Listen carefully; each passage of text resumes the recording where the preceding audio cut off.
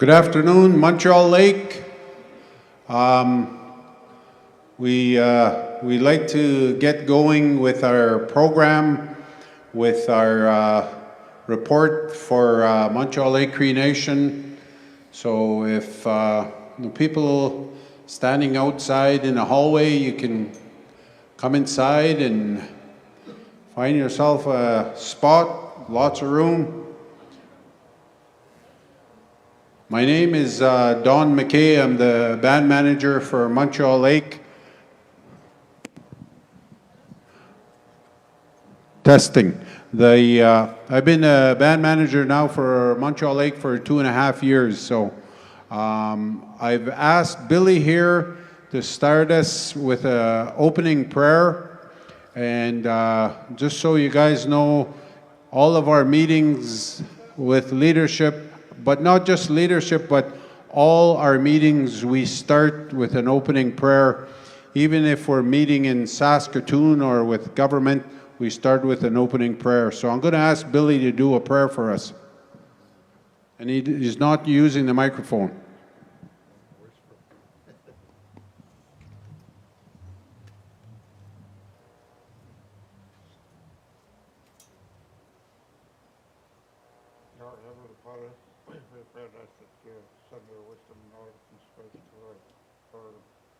Assembly here this evening, and we pray and thank the people that are here to attend, and for the people that are doing the reports.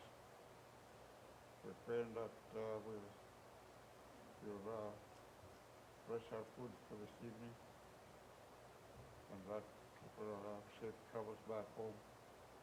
And we pray for the men and women, children that are in hospitals and institutes, that you continue watching over them and healing of their sicknesses. And families have lost loved ones, that you comfort them and give them strength. And once again, we pray that we'll have safe travels back home this evening. We ask this in Jesus' name. Amen.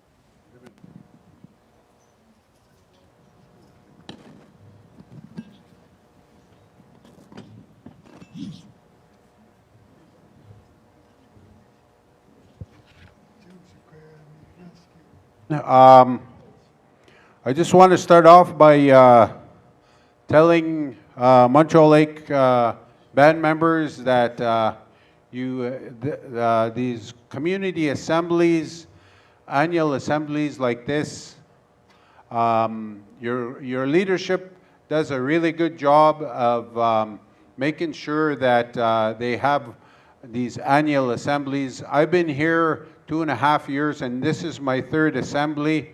Other nations, I'm from Cumberland. Cumberland doesn't have community assemblies. They don't inform their band members. There's other nations that don't inform their band members like Montreal Lake does. So you guys have to be proud of that. There was people calling me and from Cumberland asking me, well, what are they reporting on? And I said, on it financially, they report on all the programs, and they keep the band members informed of what's going on. So you got to be proud of that. So big hand for Montreal Lake.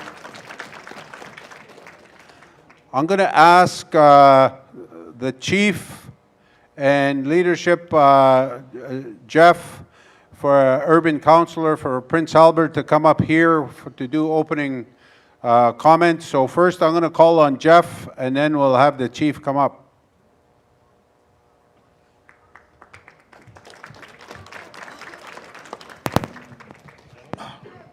Thank you, Don. First of all, I want to thank Billy for your opening prayer.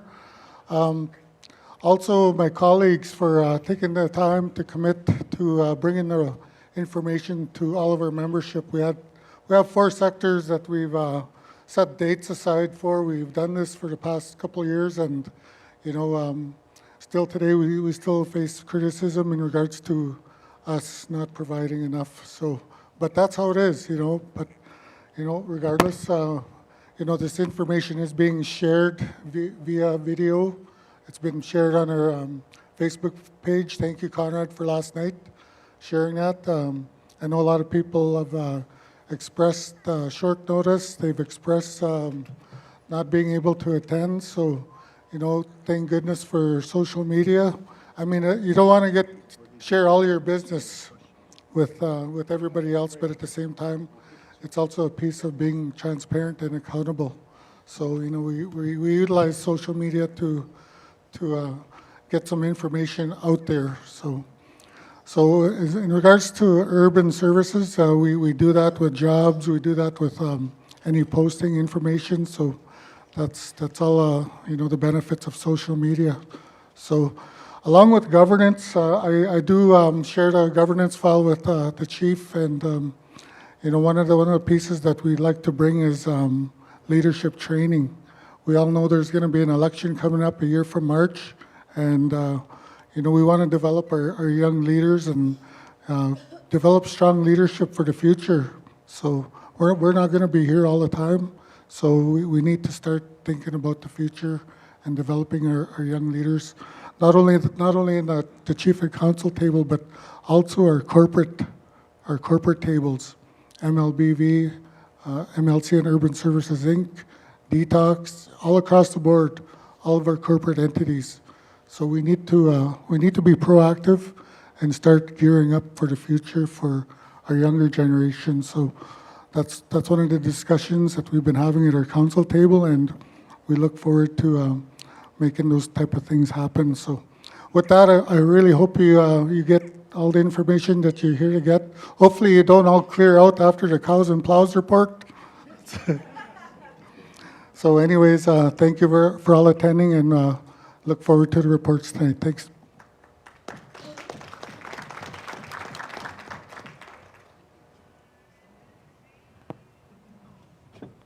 So everybody doesn't clear out after the cows and plows report. We do have some door prizes, so we're going to keep some of them to the very end, because last night in Saskatoon, we did last draw real early, and we kind of lost our crowd after the last door prize went. So we'll keep them to the end, but we will do some door prizes as we go along. So I'm going to call on the chief to come and give us some opening comments.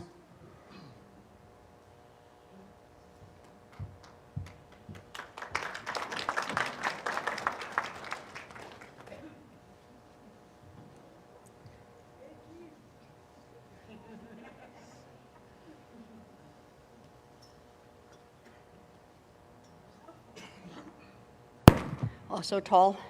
Good evening, get now. Nanasko moni pitta ko snea. Nasko ma go tawino. Hipi mi tutta ko snea. I want to thank the Creator for today. I want to thank the Billy for the prayers, opening prayer. And the elders that are here representing Montreal Lake, all the council. I want to welcome you here, and this is an annual thing, and it's very special because this is what we need. We need to do this for transparency. We don't meet enough, but at the same time, in the background, that's where we're always forever working. We work 24 hours. It doesn't matter what we do, but we're always out there for you guys. So I can when the urban, when you talk about the urban people, these are our band members, and you're probably the most important people that matter to us, because when you live in the urban cities, your life is so much more difficult. I see people struggling. I hear about a lot of people struggling. Even sometimes, even a couple of days ago when I was feeding somebody outside Walmart, I said, Magida. I said, my name is, can't remember her name, but her last name is Ross, Cheryl Ross, I think. I said, where are you from? It's Montreal Lake. I have never seen this girl before, but she was brought up in Malinosa years ago in Weaquin. But you see so many people struggle. And it's understandable because, you know, you can't here, it's not like you're living on the reserve list. You can't go next door to borrow sugar if you need sugar. You have to buy something. You have to always constantly have to buy your own. You pay for your own rent. You pay for your own taxes. You pay for your own, your food, you know, wherever you can find a deal, you pay for it. So, you know, you guys are, you're thriving. Like we said, you're thriving because, you know, there's so much people out there. It's not an easy life. I have people living in the cities. I have my grandkids that live in the city. And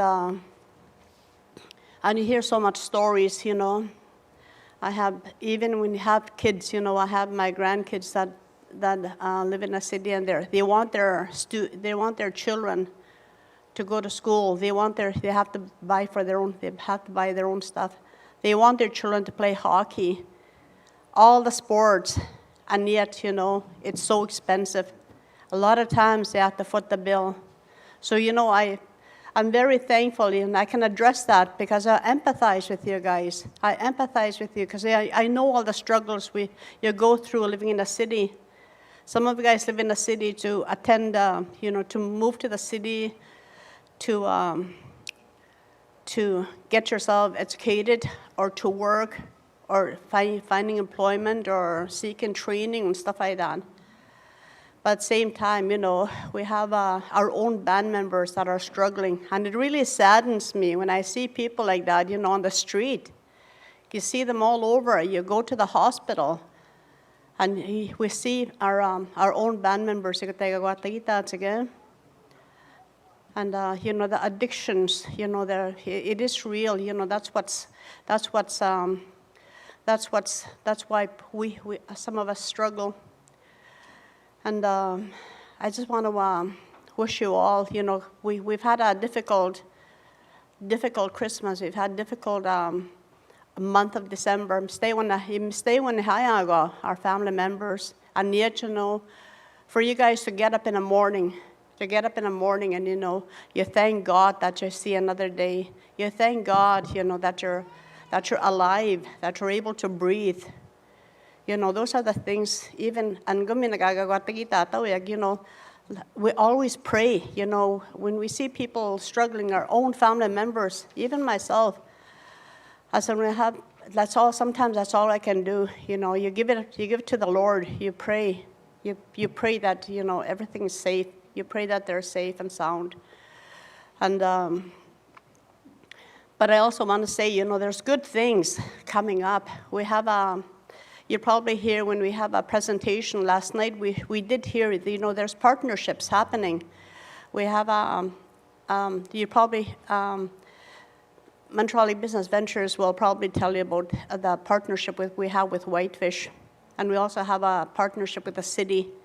You'll hear about that later on, but right now I can't announce anything. And that's how that's the only way we can continue, you know, is to start our partnerships. On top of that, I said, you know, we need to do more for you guys. We need more housing. We need more land. We have to start buying land. It doesn't sound right, but, you know, sometimes we have to buy our own land,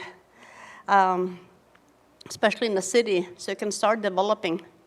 We can start developing, and that's the only way that we're going to survive in today's world.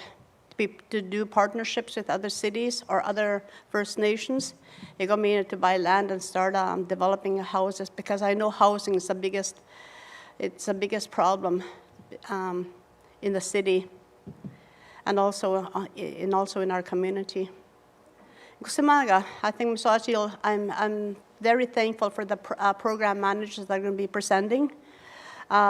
They did a really awesome job last night in Saskatoon, and I hope you guys stay back. You know, this is the information you'll receive once a year, and, you know, we need to be transparent. We need to learn what's going on in our community. You need to know what your leadership are doing and how much they work, try and make you just try and provide for you. So thank you to the presenters and all the people over there in the background. And I want to say thank you to our MC, Mina, for emceeing this event. And tomorrow we'll be in Little Red, and Thursday we'll be in Montreal Lake. Ngusimaga, hi, hi.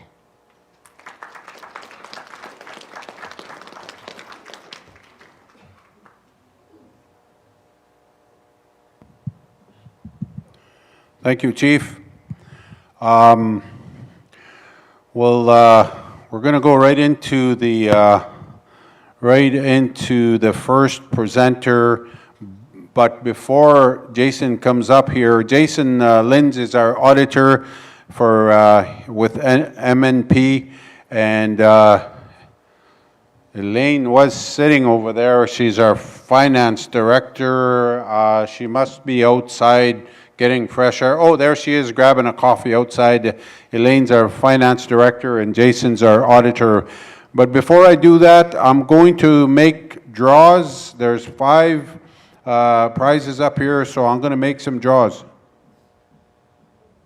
My name is Jason Linz. I'm a CPA, CA with MNP. I'm out of the Saskatoon office. We've been doing the nation's audit for a number of years now. So today I'm going to do a little presentation, just kind of give you an idea where things were at March 31st, 2025, when the last audit was completed.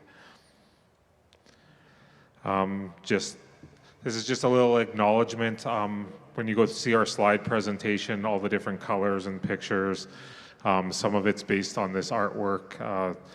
So what we do is typically every year we commission a new piece of art. Last year we actually had someone from Prince Albert on our slides, if you would have been here. This one's coming out of Quebec, as our firm does work coast to coast with Indigenous communities. So my presentation today, there's just a bit of a notice. This isn't your full set of audited statements in there. If anyone can't see or read this well, the package should have these slides in as well, so you can read them in those packages as well. So this is just going to give you guys some highlights. I'm going to kind of show you, as a financial person, how I'd read the statements, how you interpret some of the information, just so you can get an idea of what the financial position looks like of Montreal Lake Cree Nation. If you do want to ever see the full set of financial statements, they do follow Financial Transparency Act. They are posted on ISK's website. Just put Montreal Lake First Nation Transparency Act or something, and you'll kind of find your way to them. So they are available publicly as well. So the first thing when we're doing an audit, the main goal of an audit is to tell you, can you actually rely on those financial statements that they're providing? Are those numbers in there correct? Are they accurate? So you can actually decide, where they are they spending the money properly? Are they in a good financial position? Are they bad? So when we come in, we do the audit, we look at various things like their controls, we do some different tests, we'll ask lots of questions, go through their accounting systems, quite a lengthy process, and come up with a result. So this year, as has been for many years, with Montreal Lakes, it is an unqualified opinion. So an unqualified opinion means no qualifications. So sometimes we might have a qualification, we'll be like, everything's good, but they couldn't provide us this. So then we'd have a qualification. In this case, we've got everything we want. We're saying everything in there can be relied on. You can rely on the information. So the very first bullet point, this is a good thing. This is what you want, to be able to rely on those statements. So I'm going to start. I've got a couple little slides at the end for Montreal Lake Business Ventures and Urban Services. But what I'm talking about for the majority of the presentation at the beginning is Montreal Lake's consolidated audit. So consolidated audit means everything that's controlled by chief and council. So it's going to include all the different programs, the different businesses that they operate. So it has everything here. You got a list. So it's going to include Montreal Lake and Little Red Reserve, both health centers, the CMHC program, the little store, Little Red Community Store, the detox center, as well as urban services. So all that information is combined. It's like, this is everything that the nation controls, everything chief and council has. So there is some of these, like urban services has its own audit. So same with Montreal Lake Business Ventures. So some of that information will be shared as well at the end. As I mentioned, what was included, the only thing here, this is just highlighting that Montreal Lake Business Ventures is treated like an investment. So we don't have all their information right in the financial statements. Some of it's in the notes, but it's just pretty much what's in the statements is kind of the value if you kind of liquidated and sold all their investments. So what's not included that you may be like, oh, why is this not here? PAGC is not included. The money you receive from PAGC shows up as revenues. So you don't really have a control over PAGC. You kind of have a small interest or membership stake, but it's not included in your statements. Just the funding that comes back to you is included in your statements. Another one, Montreal Lake Child and Family Services. How it's currently structured is that it has a separate board of directors. It is actually independent of chief and council. As they go through the C92 process, jurisdiction, some of that will change, and chief and council will have more authority and control over family services, and likely it will fall under their portfolio and need to be included. But as of how things are now, it is not included. Okay, now the fun part, especially for accountants, numbers. So this is your statement of financial position or a balance sheet. This is telling you what you own and what you owe. So what you own is your assets. What you owe is liabilities. So you have a liability to pay. An asset is what you own. So lots of numbers here. How do we interpret this? I know most non-financial people like some more visuals to understand that, so that's kind of where I'm gonna go. So the first thing I like to look at when I read the financial statements is, are we able to pay our bills? So how do we tell that from financial statements? The first thing you want to look at is your current assets. So what is cash? How much cash do you have? How much is receivables? So receivables are money. So ISK's already said they're going to pay you, but they haven't transferred you the cash yet. So you got receivables coming in the short term. And then your current liabilities is what you have to pay in the short term. So someone came and did a repair for you, but you haven't paid them yet. So you have a liability there.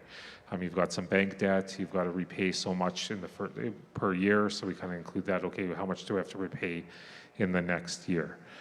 So the difference between these two is working capital.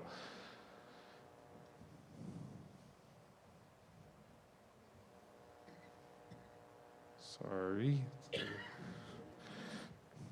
Something's not showing up on there.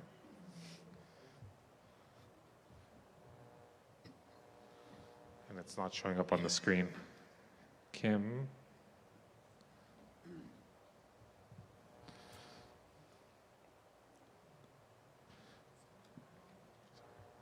Oh.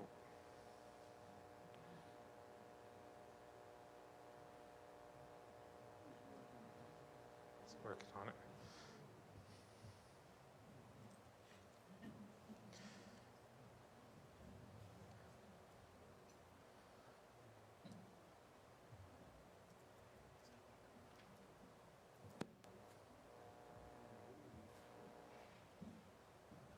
There we go. We got some fancy lines and graphs now. Make this a little more exciting. So when I'm looking at, I just talked about current assets. So this is your cash, your receivables. That's your green line. That's how much you have. You can see we go back to 2020. At the end of the year, you had kind of that 10 million in there of those current assets, and then as this year it's close to that 30 million. As we go through the revenues, you're going to start to see that the size and the amount of the budget that the nation is operating has been significantly growing. So this is why some of those numbers are getting bigger.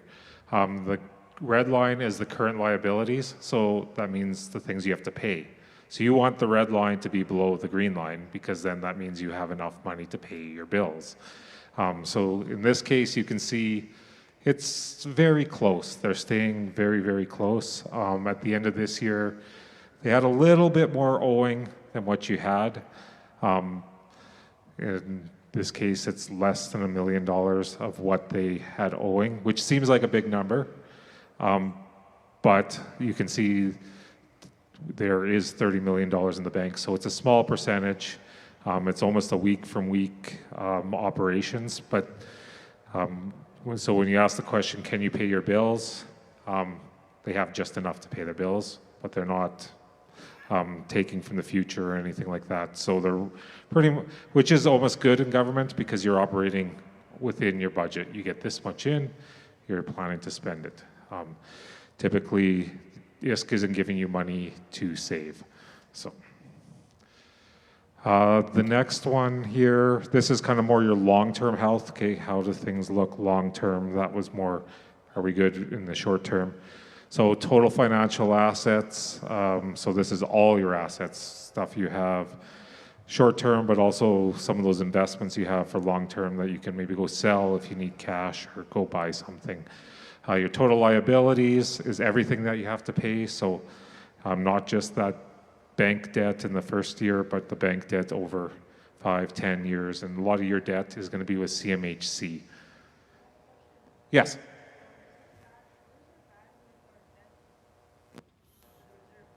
I'm going to get to that right away, yeah. So your total liabilities, and then the difference between the two is if it's positive, net financial assets. If it's negative, you have net debt. So in this case, you can see you got financial assets at the top. Your green, or sorry, the red line is your financial assets and the green is your liabilities. So you want the assets to be higher than the liabilities. In this case, they're very close. So you have assets of 40 million, but you also have liabilities, and some of that is mortgages and some of that 40 million is debt, but you have enough assets to have to pay that debt. So sometimes debt's okay, because if you have a loan for a house, well, because you don't want to pay for a house all in cash, so you're going to pay it over 20 years. So that's why sometimes debt's okay. Sorry. Yeah, there you go. And then I'll get you to switch. Oh, okay, sorry. Sorry about that. No, that's all right. Okay, sorry. I'd like to be able to point a little bit here, so. Yeah, so this is kind of your question, where is the net debt? The net debt, so we have debt. You have liabilities of close to 40 million, but you have assets in place to pay for that. So when we net it out, it's slightly below zero. It's just under $1 million is what your net debt is, which seems like, okay, that's a big number, but you get $4 million approximately per month as your budget. So really they're running around from week to week. It's kind of fluctuating depending when the money's coming in and out, because this is a point in time. So essentially they're running, we don't have any extra, but we aren't in debt. So essentially running break even. So another thing that you want to take from your financial position is invested in capital assets. Are you replacing your infrastructure? Is your infrastructure growing? So when I talk about infrastructure, I'm talking about houses, buildings, you got your lagoon, all those different things that you have out on the reserve, health center. So invested in capital assets. So the top line is your capital assets. You can see it's growing. So your capital assets, as you buy capital assets, so if you buy a house and it's $200,000, we'll reduce that over 20 years by $10,000. So that number there has what you paid, but also will come down over time. So you want that number to keep going up because that means you're spending at least at least at minimum spending what you had invested in the past. You can see they've grown the investing, what they put in the assets. So we go back to 2022, we've got about 47 million in capital assets. At the end of this year, they've got about 70 million. So there's been lots of investment and new assets purchased. The green line, I'll start actually with the bottom line. So the bottom line is your debt on those assets. How much do you owe the bank? How much do you owe CMHC? So in this case, it's about $12 million. A lot of that is CMHC mortgages, which as long as you follow the rules of the program, you will get a subsidy to help you make the loan payments. So like I said, in that case, in my opinion, it's good debt because you got that subsidy and it allows you to build the houses without having to take from your other operating dollars. So when we net the two, that's what's paid for. So it's essentially the red line, take away the orange line, gives us the green line. So bought and paid for of your capital assets is just slightly under $60 million.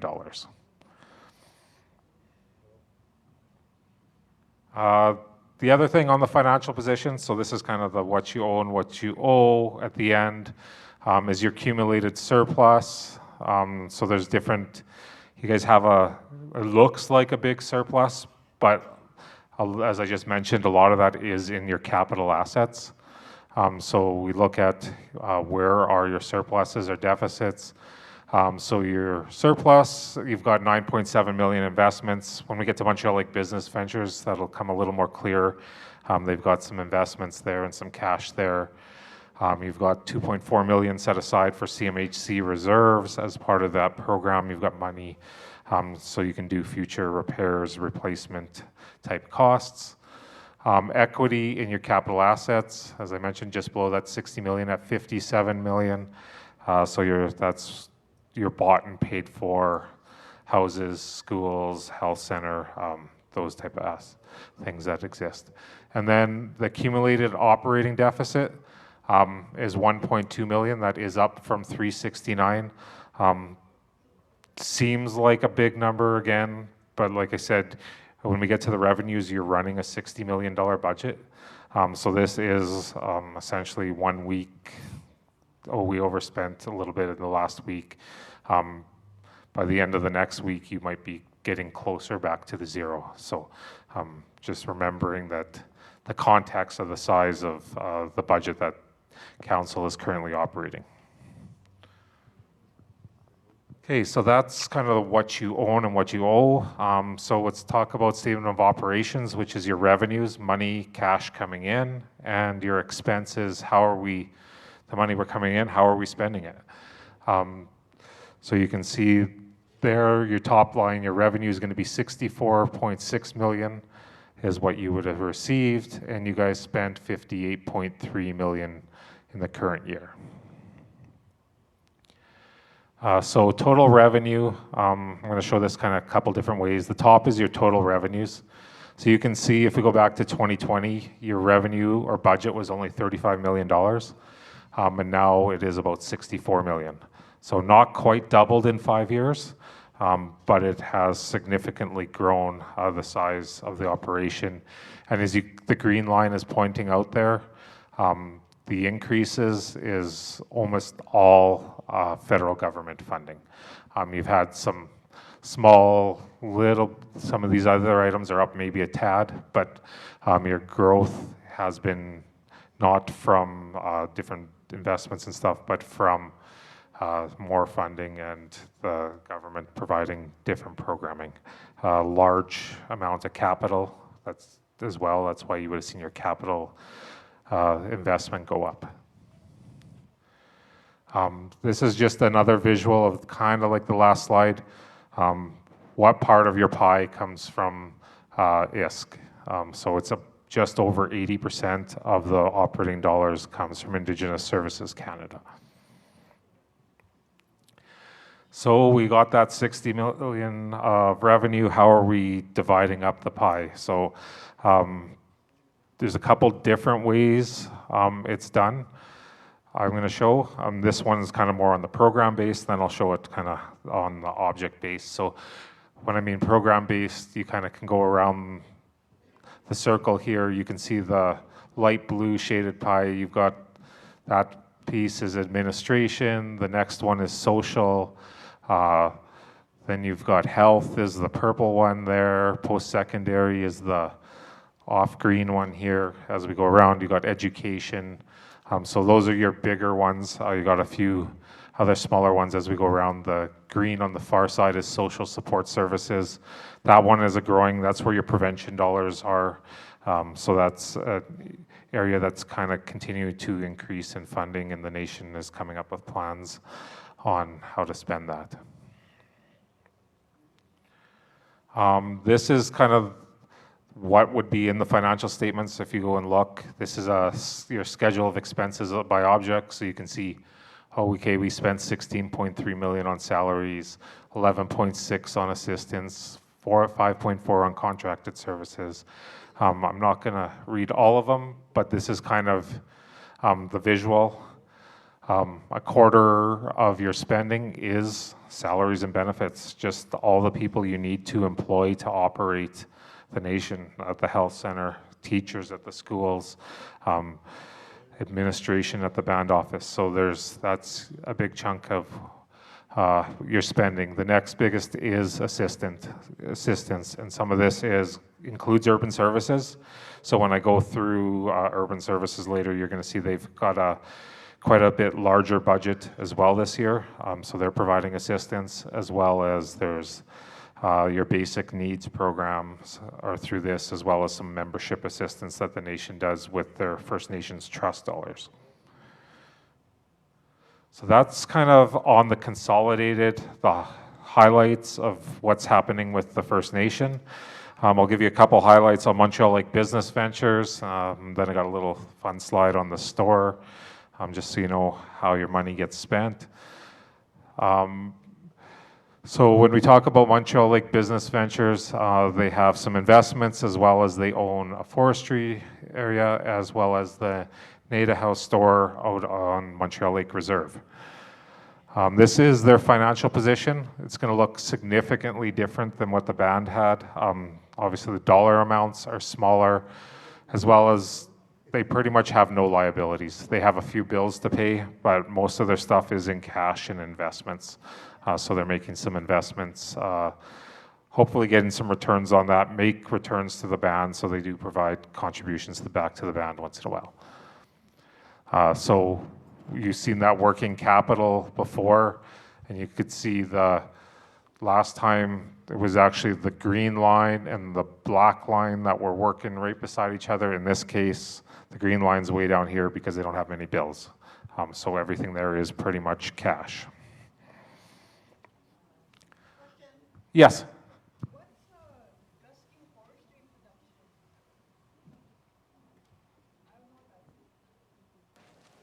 Hold on, Here. Roslyn.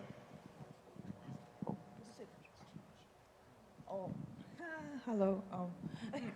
What's Guskew Forestry Products? Yeah, it's a forestry division that's owned by Montreal Lake Business Ventures. So they have some forestry contracts up in the area. And Like I know, tree planting what? or cutting our trees? No, it would be more, I know Gary's going to present after on Montreal Lake Business Ventures, but they just have the odd harvesting contracts. All right, thank you. Yeah. A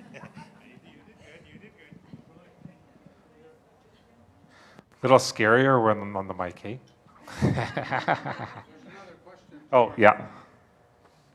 Going back to page 17, the green line, what did you say that was? Going back to the green line? Page I can't make out the letters here, they're too 17, tiny. okay. It's working capital. Sorry, my pages must be different than yours. Working capital. Working capital for the band? Short-term health. Okay. Oh, this one? What does that represent? Okay, so the green line here? The straight green line, like it's straight in my book. Oh, that's... Can you show me which one she's on? Short-term health. Are we on the... Oh, okay, this one's on the Montreal Lake Business Ventures. Okay, sorry. You said it was related to Yes, okay. debts? Sorry, I'm gonna get there. Okay, so remember, now we're on Montreal Lake Business Ventures. So this isn't the nation itself, but this is Montreal Lake Business Ventures. Yeah, that line. There. Okay, so yeah, the black line at the top is the current assets. That's all the money and investments that they have. And this line down here is kind of what they owe in bills. So they don't actually owe very much. So in this case, Montreal Lake Business Ventures, pretty much what they have in cash and all that is available for use for whatever they want to spend that money on, because they don't owe the bank anything or suppliers anything. So it's essentially a surplus. I'm confused that the line is so straight. So, Which, down here? yeah, it looks like Yeah, because we're not most, having any business. no, this is the bills to pay. They don't, the reason it's so low and straight is because they have cash, so they pay their bills right away, right? So now, because if if they owe a bill to, say, some sort of supplier, and then they pay it right away, it's no longer, it's just their cash comes down. I just think it's a misrepresentation of business, because a business would owe quite a bit of money. A good business would. I guess it depends on the type of business. In this case, the business has what it is. They're investing it, but they're only holding investments, so they're not doing a whole lot of day-to-day operations. And I'll show the operational expenses.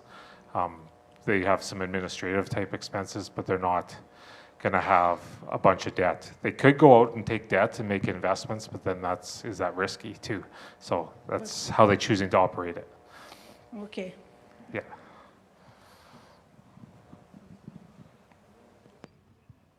Oh, we got another question back there.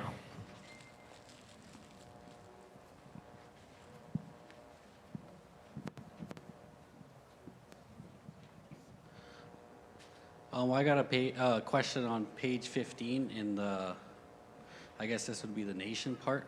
Okay.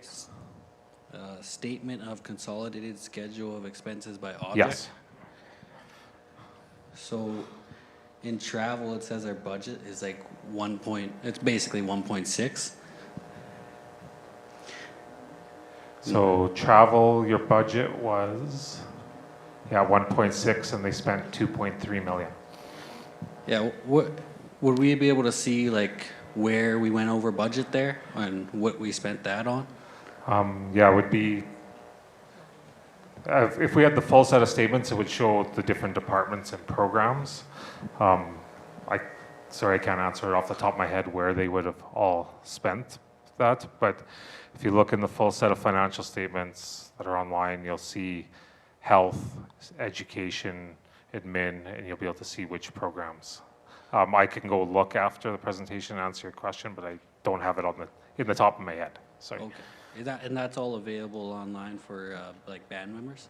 Yeah, if you Google First Nations Transparency Act, Montreal Lake Cree Nation, ISC should post it. Sometimes they're a little slow posting it. Okay. Yeah. See, it's kind of weird. We jumped our budget by almost $1 million, and the year before we went over $1 million. The year before was 1.4, and this year was 1.6. So typically when you do budgets, they tend to go okay last year, and we're going to have maybe a bit of increase.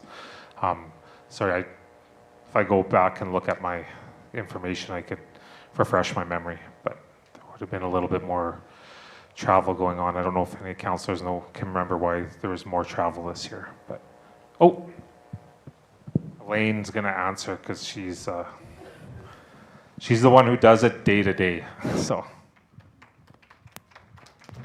Hello, I'm the finance director. What we do is in different programs we have community events, and a lot of times when people have to do things for the community, there's travel required for it, but it doesn't sit in this part of the budget. But in order for me to get all the taxes back on travel and everything, I've got to identify it as travel. So it's a matter of moving it out of community events like the powwows, all the different things, the fish derbies and things like that. There's a lot of travel because people are getting supplies and doing things like that. So it gets reprofiled as travel. So, do you take that out of community activities, like the budget for community activities, and put that into the travel budget? Okay, okay. I just want to supplement to Elaine. Over the past couple of years, we didn't have band rep. We didn't have Bill C-92. We didn't have a very active prevention program. And if you look at the budgets, those are very, very high budgets. And those three departments, there's a lot of travel that's inclusive of those three budgets. You look at prevention itself, over the school supply distribution, backpack distribution, they offset some of the costs for urban by going to Prince Albert, Saskatoon, Regina. So that comes with a whole lot of travel costs, right? Prevention in their team. You look at the exhibition. We've accommodated our band members that are in Edmonton, Larange, Prince Albert, Saskatoon, and Regina. So, you know, that comes with the high travel cost. So, you know, those are things to keep in mind. Three huge departments. So just wanted to just throw that out there. Thank you. No, thanks, Jeff. Like I said, they're involved in the day-to-day. I kind of come in and review it at the end of the year, so I have lots of notes on these, but it doesn't always remind me right in the top of the head.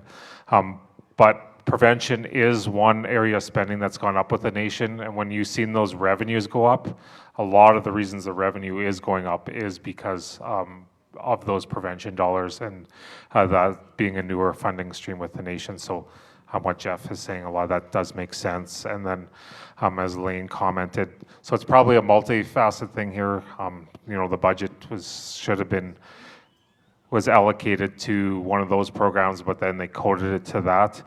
So there was a change in finance person this year. So sometimes the previous person might have called community activities, this person's calling travel, and some things get put in a little bit different line items than typical. But thanks for the questions, everyone. Don't be shy.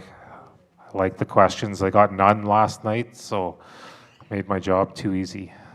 So back to Montreal Lake Business Ventures. Just highlighting the portfolio investments. I mentioned some of these here. I know Gary's going to be even right after me, so you may be able to ask questions as well to him. In the current year, we did, so you're going to see last year's value, this year's value. A few years back, some of these investments were marked up based on some private equity deals, especially with Blue Moose Clothing.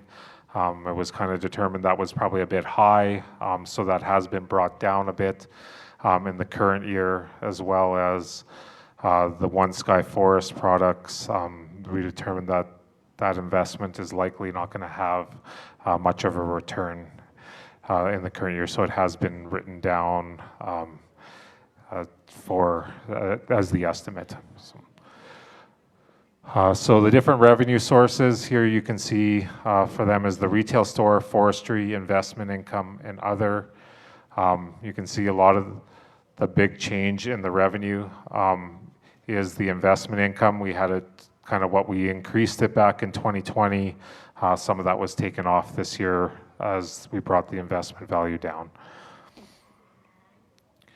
This is kind of the fun little slide that sometimes I like to put in because this one probably applies a little more when we go out to the nation and people are like, well, we're going to the store, why does something cost so much? You got to remember the store doesn't have the same buying power as a Superstore or Sobeys, but so when you go to the store, you can see in the first thing here, 69 cents of your dollar is going to pay for the gas, the tobacco, the fuel.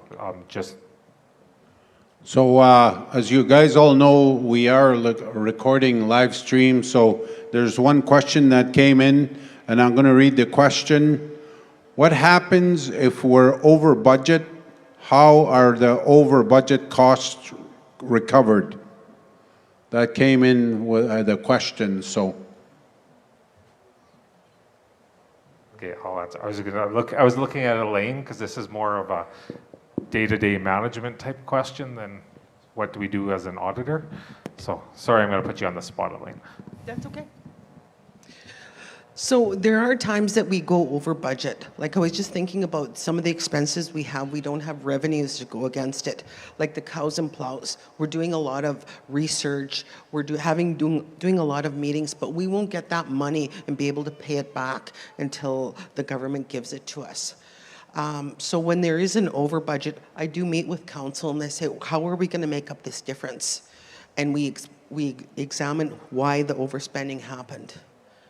And when we plan from there. And basically, right now, is what I tell them is, this is a program that has money. Maybe they can assist you in some of the things that you're doing.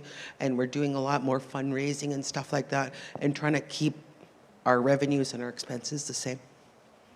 But it goes from month to month, right? Because INAC might flow it every month, but our big project is in April. So we've used the money that we're going to receive in the future. We look at stuff like that.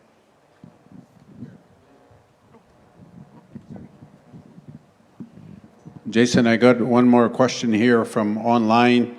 So are we going to be interested in buying insurance on the land and the lake or anything with life insurance? Because I've lost a lot of friends due to cancer lately, and their reserves could have got insurance for their people affected by products sold to us. That's a very good question from the person online. If you're listening, this is something that we could possibly consider in the future. But right now, we do not purchase insurance for the land and also for the lake. But we do have insurance for our staff, and we have insurance for our buildings. Of course, vehicles and all our assets as well. So, but not personal insurance, personal life insurance. Yeah, no, sorry. Yeah, thanks for answering that one, Don. That was a little outside my scope, but I really like the questions on the budgets, and that's the reason they're very good questions. You always hear about the federal budget or the provincial budget. Why do they put those out? They put them out at the beginning of the year because this is our plan on how you're going to spend your money, right? So one of the things council's recommendation is at the beginning of the year, here's our budget. This is how we're going to spend the money at the end of the year. And here's your chance to hold them accountable. You said this was the budget. We didn't spend that way. So that's the importance of budgets. So very good questions on budgets and picking up on that. So back to my, on the sales. So I said about 69 cents of your dollar goes to the products. Then after that, wages. So you need people there stocking the shelves, collecting the money, doing the administrative type part. That's close to 12 cents of your dollar. Then you get a little bit of a rebate there of 7.5 cents back as part of the rebate program. And ultimately the store, depending on the year, last year they only made 3.5 cents for every dollar you spent. So there's not a whole lot of profit left. I know prices are high, but they don't have they're not buying products as cheap as the superstore and stuff like that. So that's why the profits aren't as high. This is just here information. I'm not going to spend too much time. It kind of goes back to one of the questions earlier with spending. They did have expenses of 2.3 million. None of them were sitting in liabilities because they had the cash and they paid them right away. Which you want to do to avoid interest and late penalties on payments. Getting close, so I know some people don't like finances, but we got 2 more slides here on urban services. So urban services, the first slide, just to show the revenues. What I really want this here is to highlight is that urban services, actually go back 2 years ago, was a $500,000 program. In the current year, you can see way up there, it was a little over $4.5 million.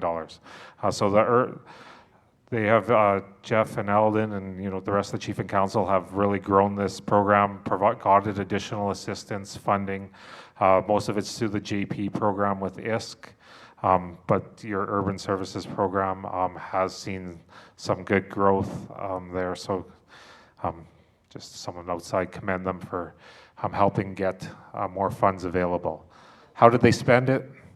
You can see 3/4 of it is going to assistance.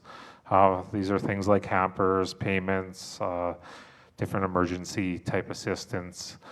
So approximately, as you look at the pie, 3/4 are going to that directly back and providing some sort of assistance. The remaining quarter there is essentially your administrative and operations. You have to pay for staff, have building, rent, all those kind of things. So that's kind of, when you look how urban services is operating, this is how they're spending their money. And that's it for my presentation. I'm still open for more questions. Not seeing any. I'll hang around for a bit if you're, oh, we got one there. Not that I've been made aware of, unless council knows. But Do we have to apply for it? Or how do we get one? Like, we haven't had one for years. Like, I'd like to know where money goes. Like you've showed a glossy thing. Well, like I said, you can go online. Your financial statements are posted online, or you can go to the band office. I'm sure they're willing to share the copy of your financial statements, which is going to be more detailed. But for me to go through that line by line, I could be here for 6-7 hours. So My problem is the term other, like, where is that money? Like, what other things are they covering? yeah, some of that is going to be consolidated because I can only provide so much information. But if you go to the other financial statements, the line other is going to be reduced. That's where the problem is in consolidated. We don't know exactly where each amount goes. Yeah, so your financial statements are going to have those. They're going to have further schedules that have more and more information. But like I said, when we do submit the report, or they, sorry, not we, but when the nation supports their things they ask, they do their financial statements, which is 40 pages. Then they submit 120 schedules of all the revenues and expenses. So there is more information all there. So the best would be to talk to the band office and finance if you want to read and see more. But to go through all those individually, I'd probably have 90% of the room asleep. Unfortunately, there's a lot of information there. But like I said, they do have a lot of information and accountability going on. Is it perfect? No, we've made recommendations on how to improve stuff. But like I said, if you're looking, they're pretty much what they're getting in, they're spending. They're not overspending, they're not underspending, is kind of what the numbers are telling me. But we don't know that. Like, it could be spent before we even receive it. Well, if that was the case, then you would have negative working capital and debt. How do you spend? So they'd have to go take out loans or any of that kind of stuff to be able to pay for it. Our assets include what we owe to other places. Assets is what you own, liabilities is what you owe. But Yeah. your loans are your assets because they're yours. And that doesn't show us, like, what do we, like, who do we owe? How much do we owe? Yeah, and that's in the full set of financial statements. Like I said, those are available. I'm given half an hour. I could go line by line. If you go into the financial statements, there's 2 pages there. First Nations Bank, this is how much you owe them. CMHC, this is how much you owe them. So that information is in the more detailed financial statements. Okay, well, I will look. Thank you. Yes. One more, Jason. Yeah. Hi there. I was looking at the expenses on the there's a vehicle? Where does that come in, the vehicle? On the expenses, Yeah, the vehicle, page 21. yeah, the vehicle expenses is the cost to operate the vehicles. You're going to have maintenance vehicles, medical transportation vehicles, so all the different vehicles the nation owns. Obviously, they need fuel, they need repairs, all that kind of stuff. So that's the cost to operate those vehicles. Is this including on reserve This is, or per yeah, off so reserve? this presentation, or are you looking at the one here? So were you looking at the urban services part? Page 21. I know my pages don't line up. Urban services. Yeah, urban service, yeah. Oh. So this right here. Yeah. Okay, yeah, so they do have a couple of vehicles. Oh, Jeff wants to answer, okay. All right. Yay, Jeff.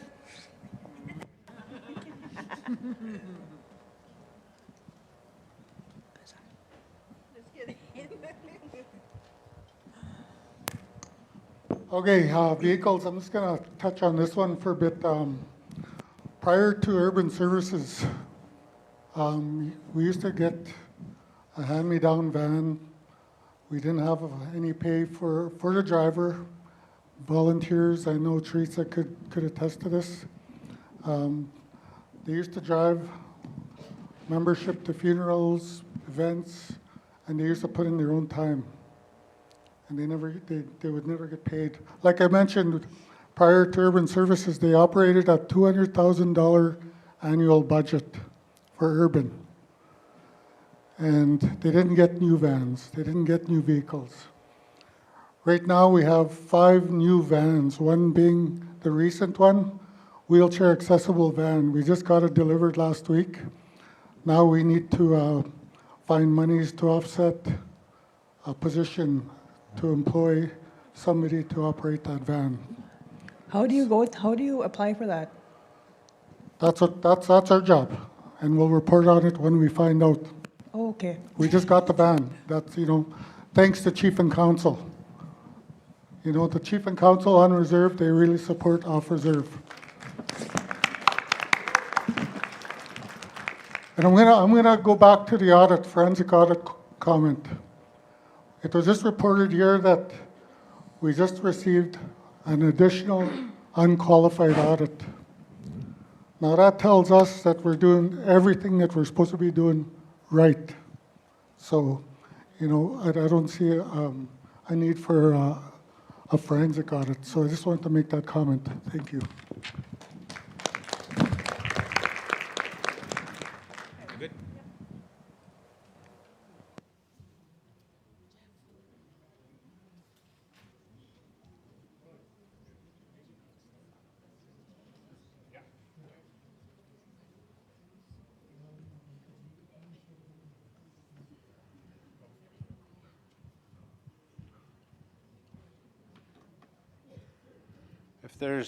If there's no more questions for the auditor, we'll move right along here, and I will make some draws very quickly. Just before we move on with our next presenter, the chief has got a microphone, and she wants to make some comments about the audit. Yeah, good afternoon, good evening. I just want to thank our auditor for the presentation. I also want to remind people that, we've come a long way. Last 6 years, we've come a long way with our audit. Kayasmana, before that, now you can see the urban office growing. You can see that the youth centers and the committees are growing. Prevention, we do all we can to address the urban issues. Like I said before, this is where the struggles are in the urban area. We understand the struggles and that's happening, because nobody has money all the time. You have to buy everything. You have to pay for everything. And we've come a long way, past 6 years, to support the urban.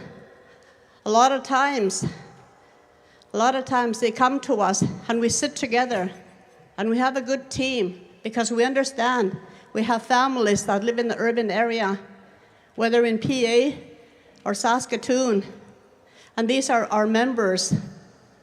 All of our members matter to us, regardless of where they live.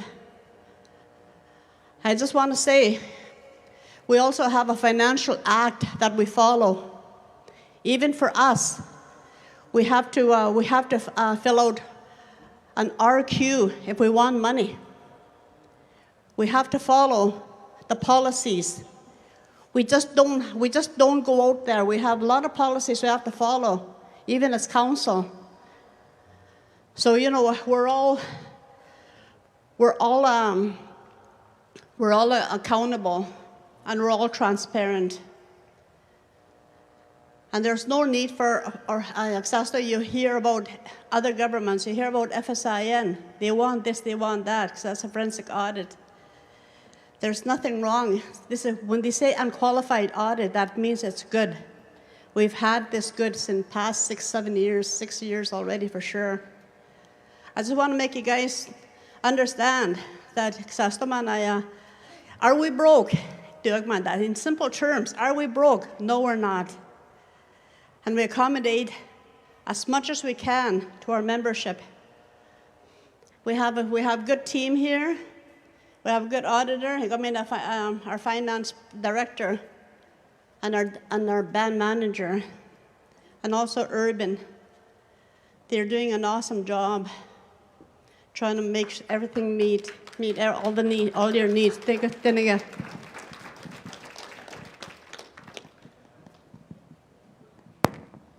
Hi. There's one other question I want to answer. There was a question thrown out to us.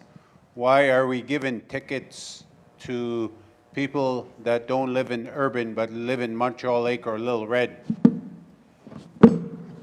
We're all Montreal Lake band members. Whether you live here or you live on the reserve or wherever you live, we're all Montreal Lake.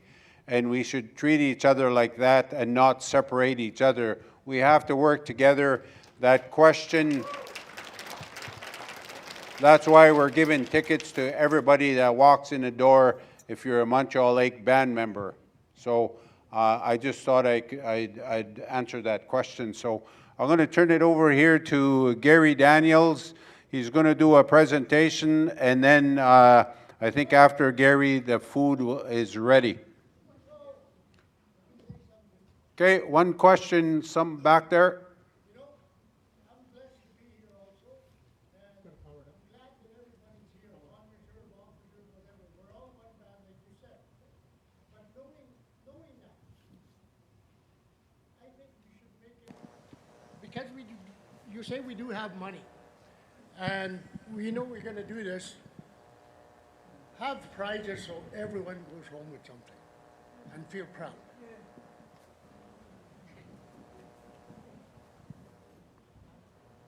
Okay, we do buy prizes, but we don't know how many people are going to show up. So last night we were in Saskatoon. We got 100 people. We don't know how many people were going to show up today, and so we can't buy prizes for everybody, but we try to accommodate as many people as possible. Okay, yeah, I understand that, but what I'm saying is, we do have, I've seen gift cards that have been bought, so the gift cards can be bought enough. Leftovers can be given to those that already need. I agree with you there. I'll give you an example. Last night in Saskatoon, I tried to, there was some stuff that was left over in Saskatoon, and because we paid for it, I approached the hotel and they wouldn't give it to us, and I'm talking about the food. I wanted to go feed the homeless people, the people on the streets, because we paid for that food, but the hotel said they have a policy that we couldn't take the food out of the building. But I agree with you. We try and help as many people as we can. Okay, Gary is going to do a presentation, and then we can have some supper.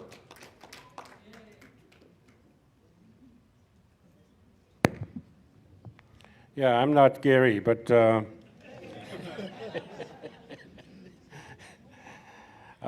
anyway, I'd just like to say good evening.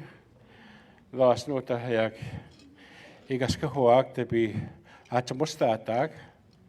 We pass at some one mota. It has to do with MLBV. Modigo hayak, Trish Kaya sis the Kakimachita 2009.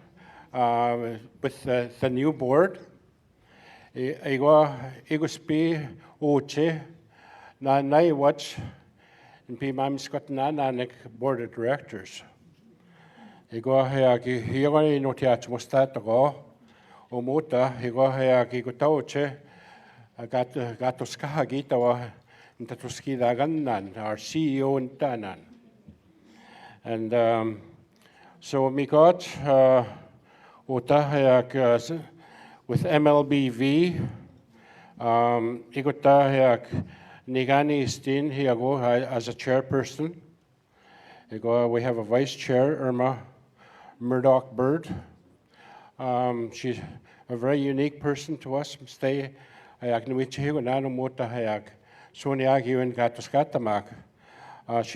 comes to us with MBA degree. Utiuchisawanok, Ego Hayak Gutakmina Hayak Gutapmikoak, Borden Wasalak. He's a former bank manager. He used to manage the CIBC in town. So, Hiago Hayak Ego Mina Gutak bank manager Nigi Atuskago Nanigi, which Atuskima Nanota, Ralph. Boychuk is Liga, so he used to be the manager of RBC, Magigo, a year ago, Ganakatigua Hiago. Maga Hayakiabch, Oguta, Onigani Yogmin and Witapmana, Nagiguta, Chief Joyce, Higuta, Witapmanan, Dean Henderson, Jeff Badger, Ego Charmaine, Ego Hayakutagmina, Hayak Economic Development KPA. Igip matoska attack, Vern Bashu is the Liga, so MLTC managiviche will.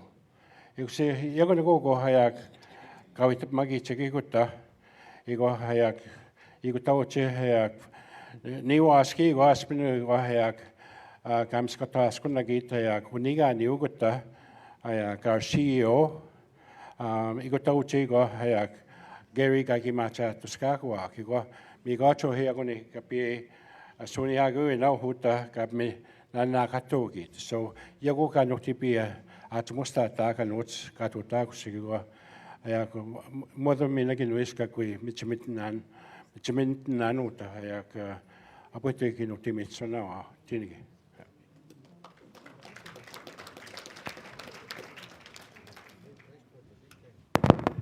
Thank you, Chair.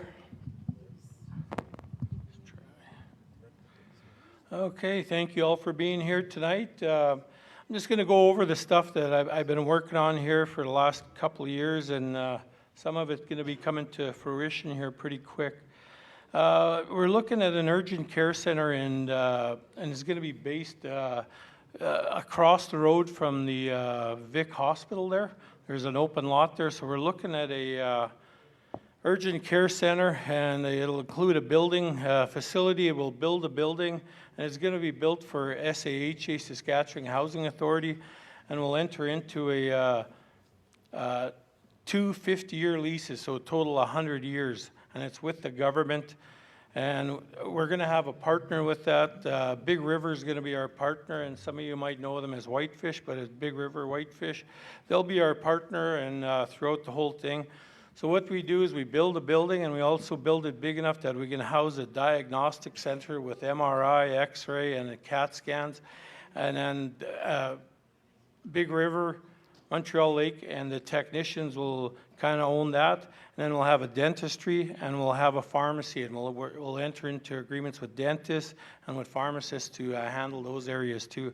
But the big one is the urgent care center, and it'll be roughly 60% urgent care and 40% mental, on the mental work side. And so we'll have 2 different entrances.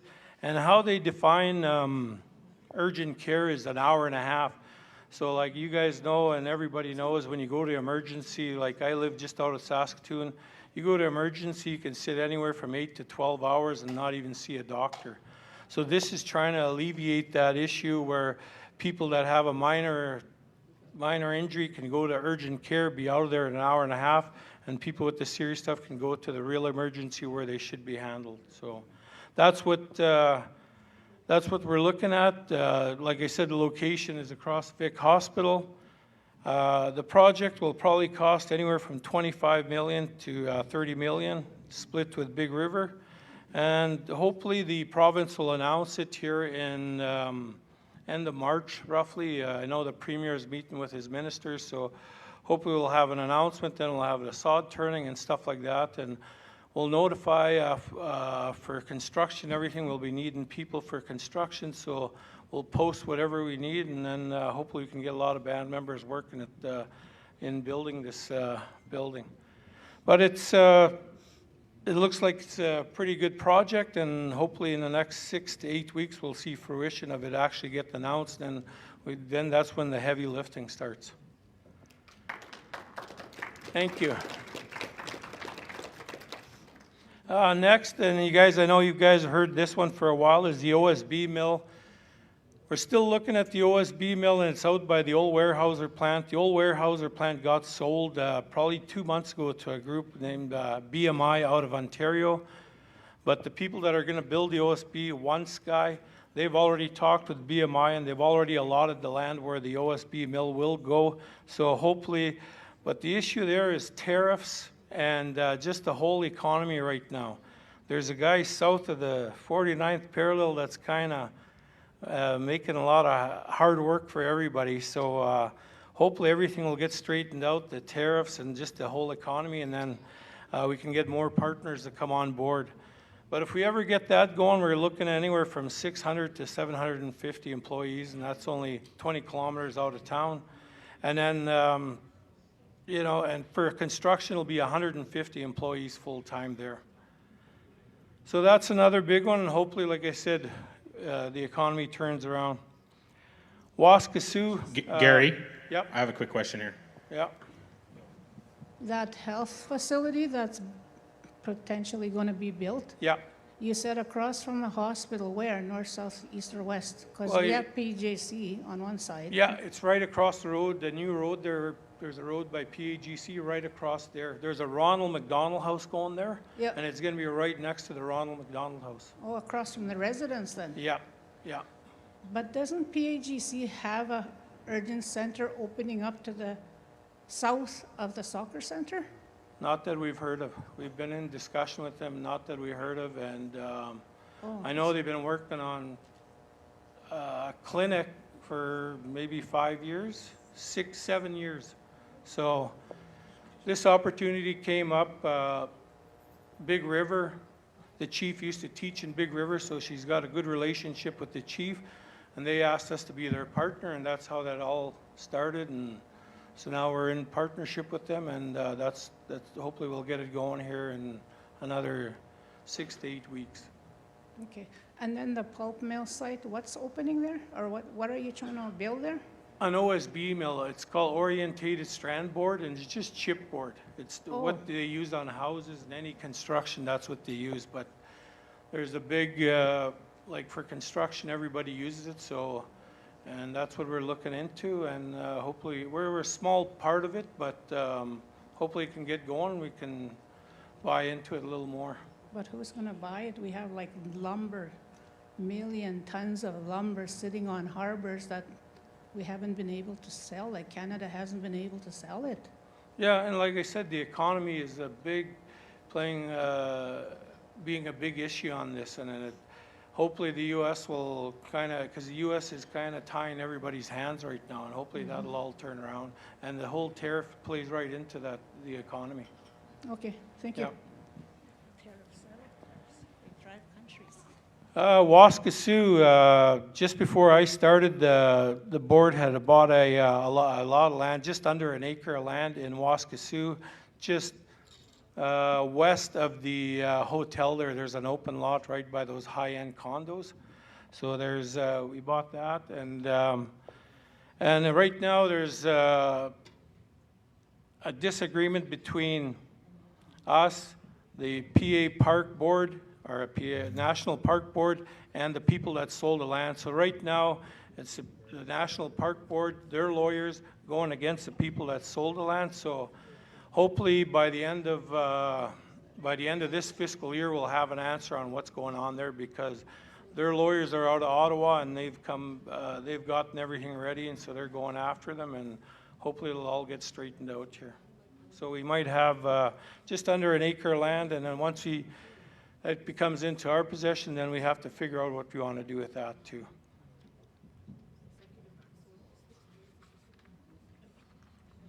No questions on that? I had to bring my own light here. I forgot I had it here. Saskatchewan Forest Products Mill. There's a mill for sale in Saskatchewan. I can't say the name, but we're looking into purchasing a share of it, because as you guys all know, we have 200,000 cubic meters of softwood, 40,000 cubic meters of hardwood. So it would just work hand in hand if we owned part of a mill, or owned half of a mill, or all of a mill. So we're looking at that. It just kind of came towards us, so we're kicking the tires on that, doing our due diligence, and seeing if there's an opportunity there. We have a website. We had it redesigned by 2Web out of Saskatoon, and they've done a lot of work with the band. So, and then after they've done our website, they're looking for partners as well, because they compete for a lot of contracts through the government. And with the government, if you have a certain percentage of First Nation ownership, then you can apply for more and more contracts. So that's their whole thing, and they'd like to get into partnership with us. So that just kind of happened before Christmas, so we're talking with them and see if anything comes out of that. L'Orange Wild Rice, Montreal Lake, the band owns 5 shares. That was gifted to them quite a few years ago. There's really been nothing moving on this. Wild Rice just hasn't made any money on this. The company hasn't made any money on this in years, and Peter Ball's involved, L'Orange is involved, so we just kind of hired a new guy to oversee it. He's got his MBA out of U of Saskatchewan. So he's taking care of it now, and hopefully he can turn it around. It's just, pardon me? Yes, yeah. But the band was gifted, and they did that to all the quite a few northern communities. They gifted them either 5 or 8 shares, depending on population.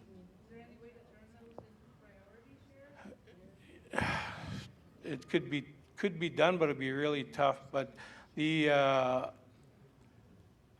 person tried to buy the shares off somebody else, and they're only valued at about $1,600, so which is way below what they should be worth. So if we can get it turned around, maybe the value in the stocks will raise, and then we can look at doing something different.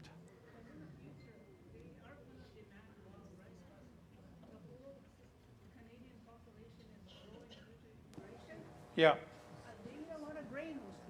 Yes, yeah. There's a lot of specialty crops, because that's why a lot of Saskatchewan farmers are growing peas and canola and everything like that, because that's their diet where they come from. So they get it here, it's already here. The Nihitau store, Roger Bird is our interim GM. He'll be there for the next little bit.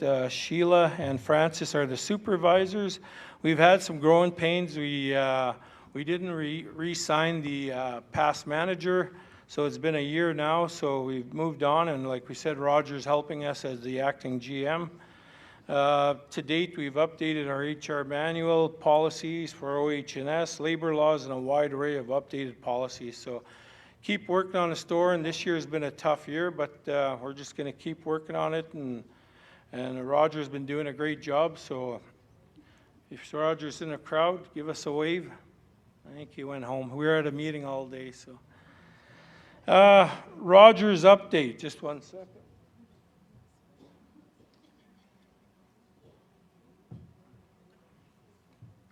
Rogers Media approached the band and they wanted to build a tower on the reserve. So the chief got a hold of me to deal with them.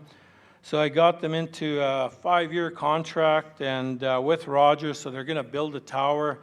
And they're gonna have a town hall meeting because they have a place where they'd like to, it's like they need a higher elevation. So we're gonna have a town hall meeting, we'll announce that. Rogers will come out, they'll take any questions, whatever. So with that, we'll get a lease amount every month for the next 5 years, and then after 5 years, we'll renegotiate. And any construction work, again, we might need construction people, so we'll be putting out, we'll be posting notices for Hello? hiring there. Oh, sorry. Sorry to interrupt you. What's the tower for? For cell phones, Rogers is trying to get into the Saskatchewan market, and that's what they're going to build 4 towers going north, starting in Montreal Lake, Weyahkoin, Orange, and I think Grandmother's Bay. By Montreal? Okay, then. Thank you. Yeah. One more. Not too long ago, SaskTel put in microfiber cables in Yeah. the ground. Is Rogers gonna pay SaskTel to use those cables? No, Rogers is just going to use their tower, and that'll be it. Oh, Yeah. that's Because a they're waste. competitors. It's a waste of funds. Okay, Yeah. thank you. But Rogers came to us, and they're paying us to be there. So, and then My SaskTel actually has a tower on the reserve, and so we're renegotiating that lease as well. I think you guys have had it over 20+ years. So there'll be 2 different towers, 2 different. So if you want to get into a Rogers phone instead of SaskTel, because SaskTel kind of monopolizes the whole Saskatchewan, so you know, it just more competition leads to lower prices for the consumer. So that's what's going on with Rogers, and like I said, it leads into SaskTel trying to renegotiate to try to get up to level with what Rogers has provided to. And with that, I'm trying to get them to throw in signage coming into the reserve so that it'll advertise all your town hall meetings, chief and council meetings, basketball game, volleyball. So it'll be just a scrolling thing. People will update it on the reserve, and there'll be a sign there. Yep. I got a question back to when you were talking about the store. Yeah. When it first became Nido Store, we ran that. I used to work there. Glenn Henderson was the manager way back then. Yeah. It was in the old location. We were able to get groceries. We'd come right into PA, get them ourselves. Mm-hmm. And things weren't that expensive. Now it's expensive because you're paying big trucks to bring it. Why not purchase a box truck and come and get the groceries ourselves so that not paying so much for shipping and handling? Yeah, it's a good idea. We just did a recent agreement, and the trucking has been really minimalized, so we were barely paying anything for the trucking, and they're actually giving us rebates now every 6 months, I believe. So that goes right to the store's bottom line. So we worked on that, and like I said, yeah, it's probably cheaper to have a truck, but this works just as good, because then if you have your own truck, you got to have your own insurance, you got liability issues and stuff like that. This way, they handle all of that and they pay for all of that. Yeah, in the long run, makes sense. Yeah, I agree, and we'll look into that. I'll throw it on one of my long list of things for the store to do. Yeah, because just a side fact, I don't know if you guys know where. Well, I'm sure you know where Beardy's is. Now they're building they built their brand new gas station right off the road there. Now they're building a grocery store right behind it.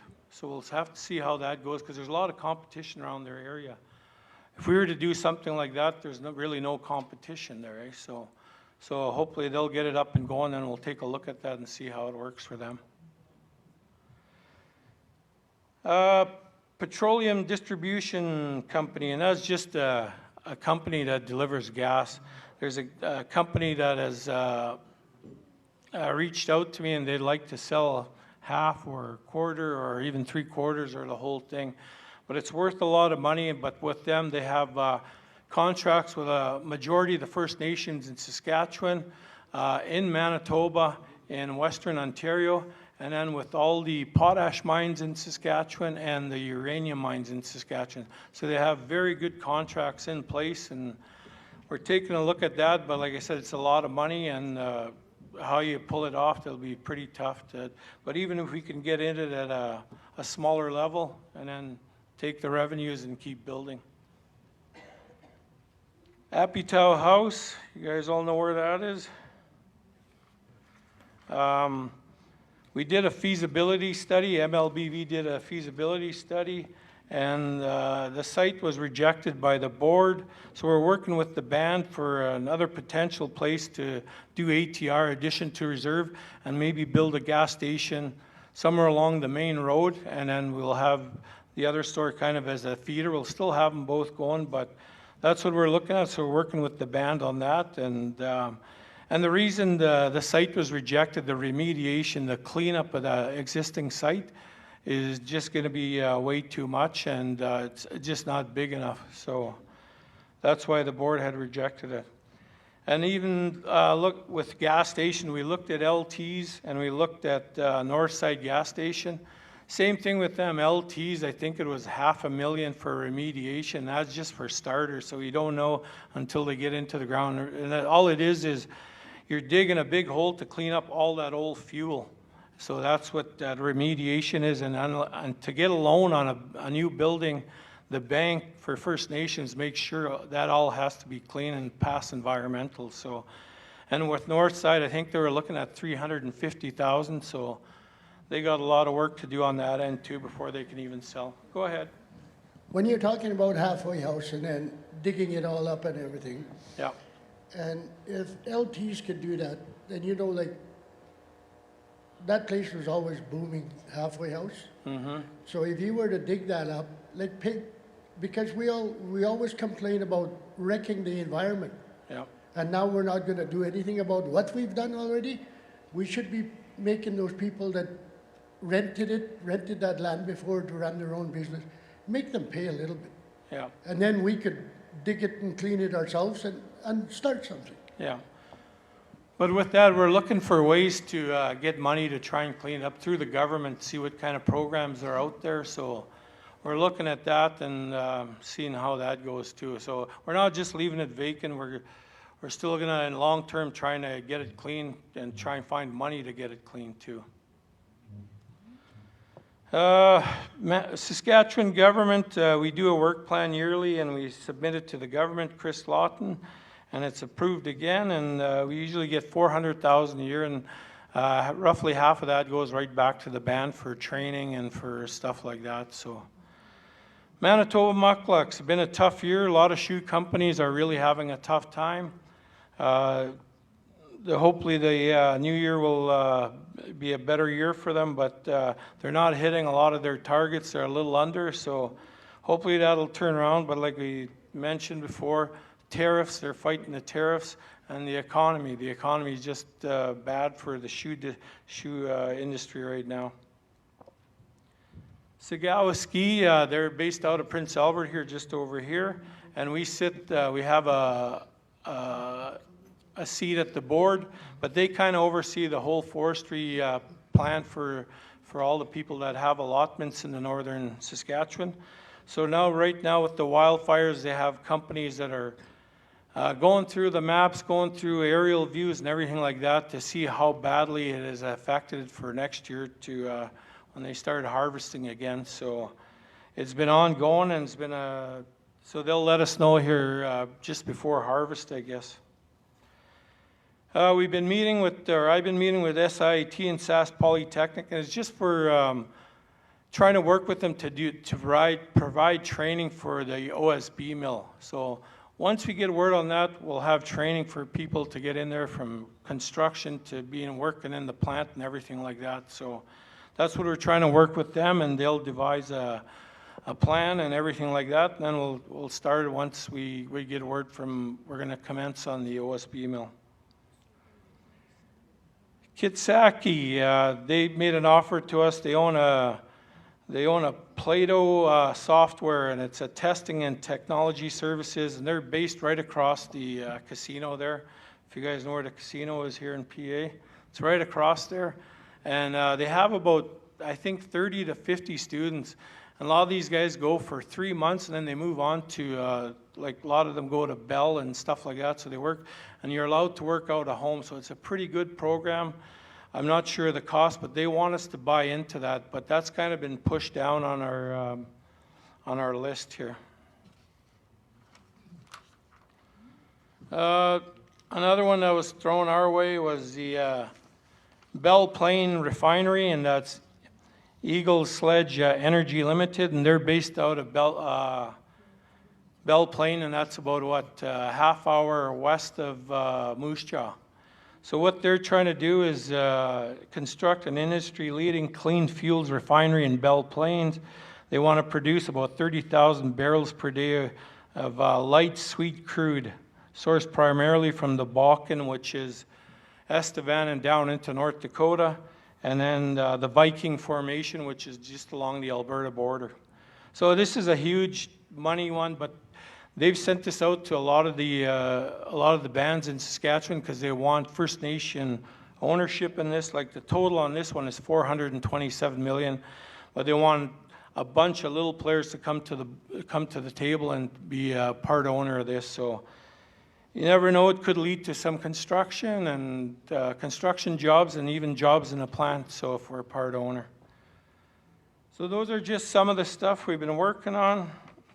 Like you heard about the board, who they are, who they consist of. The other thing we have going on is Kakawistahau. Right by the airport in Saskatoon, they have 40 acres. So they've built their gas station, they built the FSIN building. Phase 2 is they're building another building exactly like the FSIN building and a smaller building for offices. Third phase could be a hotel, and they're looking for partners, so we might be trying to partner up with them. They own the land, but they need partners for capital to build their, going forward for the next few phases. So they're always looking for people, and they've contacted me, and so we're on their radar, and that's where we'll go with that. Our investment policy, we completed April of 2024. Strategic plan, we updated April of 2024. And currently we're going through a Steel River Investment out of Calgary is doing a investment strategy draft. So like we have a lot of ideas, so they're compiling all the information. That's what they do, is they'll provide us a list of top 3 to 5 things that we should focus on. So it's still in the draft phase right now. So once we know, then we'll start moving towards those 3 top areas. But to me, urgent care is the top one right now. It's the one that we're pretty close to, and once we get word, then we'll start looking for grants and funding and anything we can. But like I said, the government is one of your best clients to have to take to the bank to get a loan, because the government shouldn't, and that's probably not a good thing to say, they won't welch on their rent. So that's, they always say they could take that to the bank, and the bank shouldn't have no problem with that. So, but the first portion is looking for grants to alleviate the big number there, because half of 30 is 15, and then if you can get grants for 7.5, that really helps. So, but then Montreal Lake will be in a good position because you have a lease for 100 years, and not only help people in here, but your kids and their kids, so it'll be going right down the line. So that's all I have, and I didn't take a ticket, so I'm not going to claim any prizes. Go ahead, question in the back. Yeah, you're good. Good. Good evening. My name is Ray, and I'm the health director in Montreal Lake. I just want to compliment the what have been said about the urgent care center. I want to commend the leadership for their initiative, forward-looking towards this initiative. I want to let everybody know that once we have this urgent care center in Prince Albert, this will benefit a lot of First Nations. Not only Montreal Lake band members, but it will be all the First Nations. You can just imagine whenever you go to the hospital right now, you go to the emergency room, the waiting time could be, if you are not having a heart attack right there, waiting time could be up to 12 hours. And how they treated our First Nation members is appalling. That's why right now we are advocating for more First Nation nurses navigator. So this urgent care center will address a lot of issues that our First Nation members are facing whenever you access healthcare. This could be a one-stop shop for everyone. You go for a minor ailment, and you will be seen right away by the doctor within an hour, or nurse practitioner. Or you can be referred to a mental health professional, or you can be referred to addictions services. So this could be a one-stop shop, and it will benefit all of us without discrimination, because this will be run by First Nations. I just want to emphasize that. And still, our treaty rights will be respected, because you will be accessing the same service as when you access those services coming from the Saskatchewan Health Authority. So I would like to commend the leadership who's pushing this, and I would like to make sure that when we have this urgent care center, all the services that we can derive from it will be offered from this urgent care center. That's all. Thank you. Thank you, sir.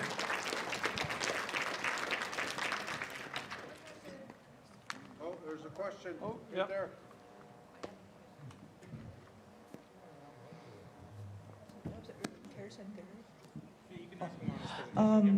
I have a question about that new center that's going to be built across the hospital. Yeah. I'm just wondering about the security, because at the big hospital they have these, I don't know, Packies having the security, right? And there's been lots of, I don't know, something bad towards our Indigenous peoples, like when they go there for help, they get mistreated.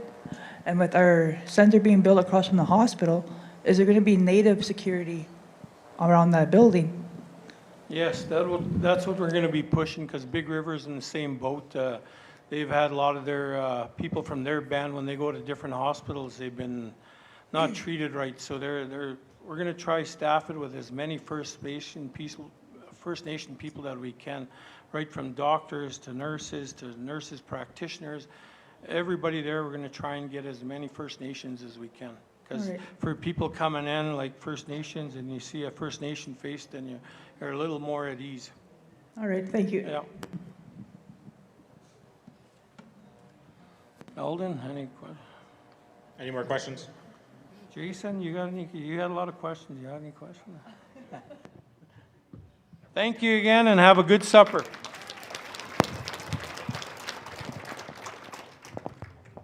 How about another hand of applause there for Gary Daniels?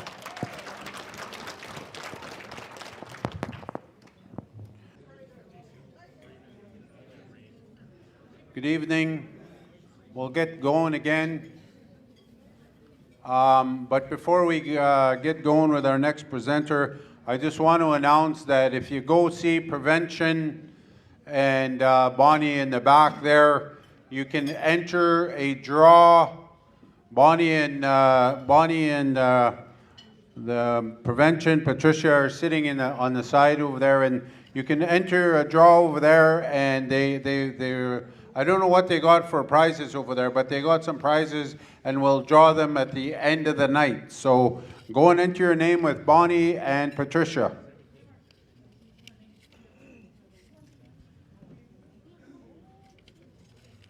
Our next presenter is from Montreal Lake Child and Family Agency, so I'm going to call Jai to come up here, and Jai has been stepping in and acting interim director after Lionel retired. So Jai has been in acting capacity. So Jai, come on up. Oh, there you are. There you are.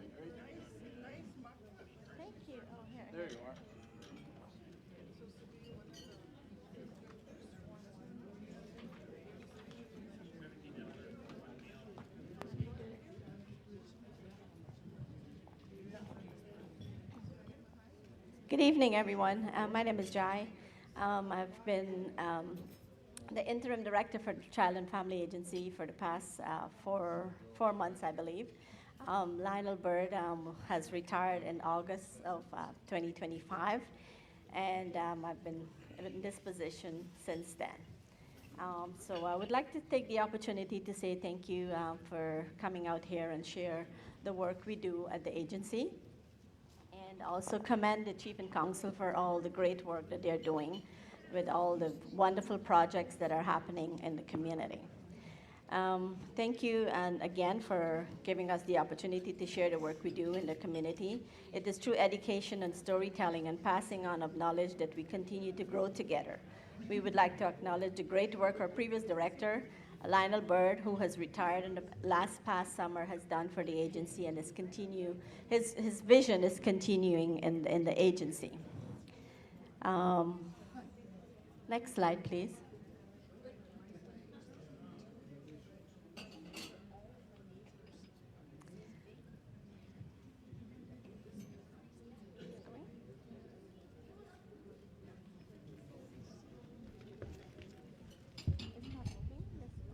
I'm supposed to be moving. Oh, sorry, my bad. Okay. So the Montreal Lake Child and Family has several board members. We have 6 board members and 2 elders. We have 4 board members are from the Montreal Lake Cree Nation, and that's Lance McDonald, Roger Bird, Levi Nelson, and then we have Wanda Halkett Bird and Gail Halkett from Little Red. Elder Josephine Halkett Bear from, she's an elder from Little Red. Mary Agnes Bird from Montreal Lake. There's 1 vacant position at this time. I believe the board is going to be posting those very soon. So keep an eye out for those posting that will be coming out. Backward. We also have 2 portfolio counselors that attend some of the meetings we have at the agency, and they both report back to the council of any requests we may have or any updates that the agency has to give any update. Our mandate, going the backward.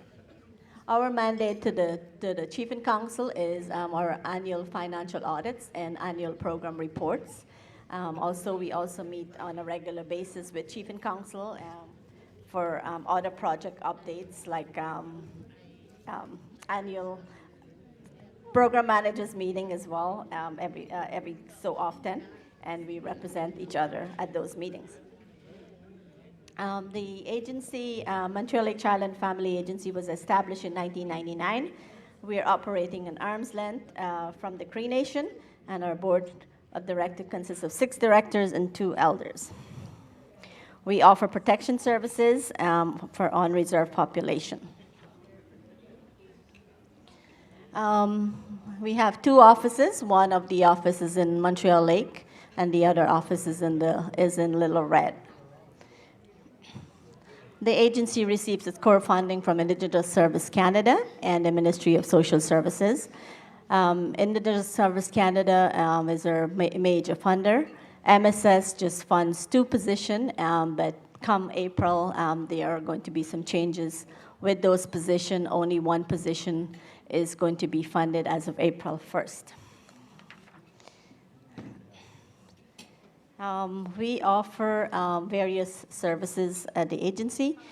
We have a protection unit, we have a prevention service unit, we have Camp Hope, which is an in-service program for women and children. We have security services. Devin Nadahow is the head of our security. We have a safe home as well, 4 safe homes which we recently opened, one of them, and we have recently applied for CHRT 41 for additional funding for buildings. Our protection mandate is mainly responsible to ensure the safety and well-being and protection of children within the Montreal Lake Cree Nation and affiliated community. It's grounded in provincial legislation, Bill C-92, guiding principles, and Cree cultural values. These are some of the, when there is an apprehension, if there is an apprehension, this is all taken from the Ministry of Social Services Act. You have the various sections that the protection worker will go through, and then they will decide what next step they will take for the children.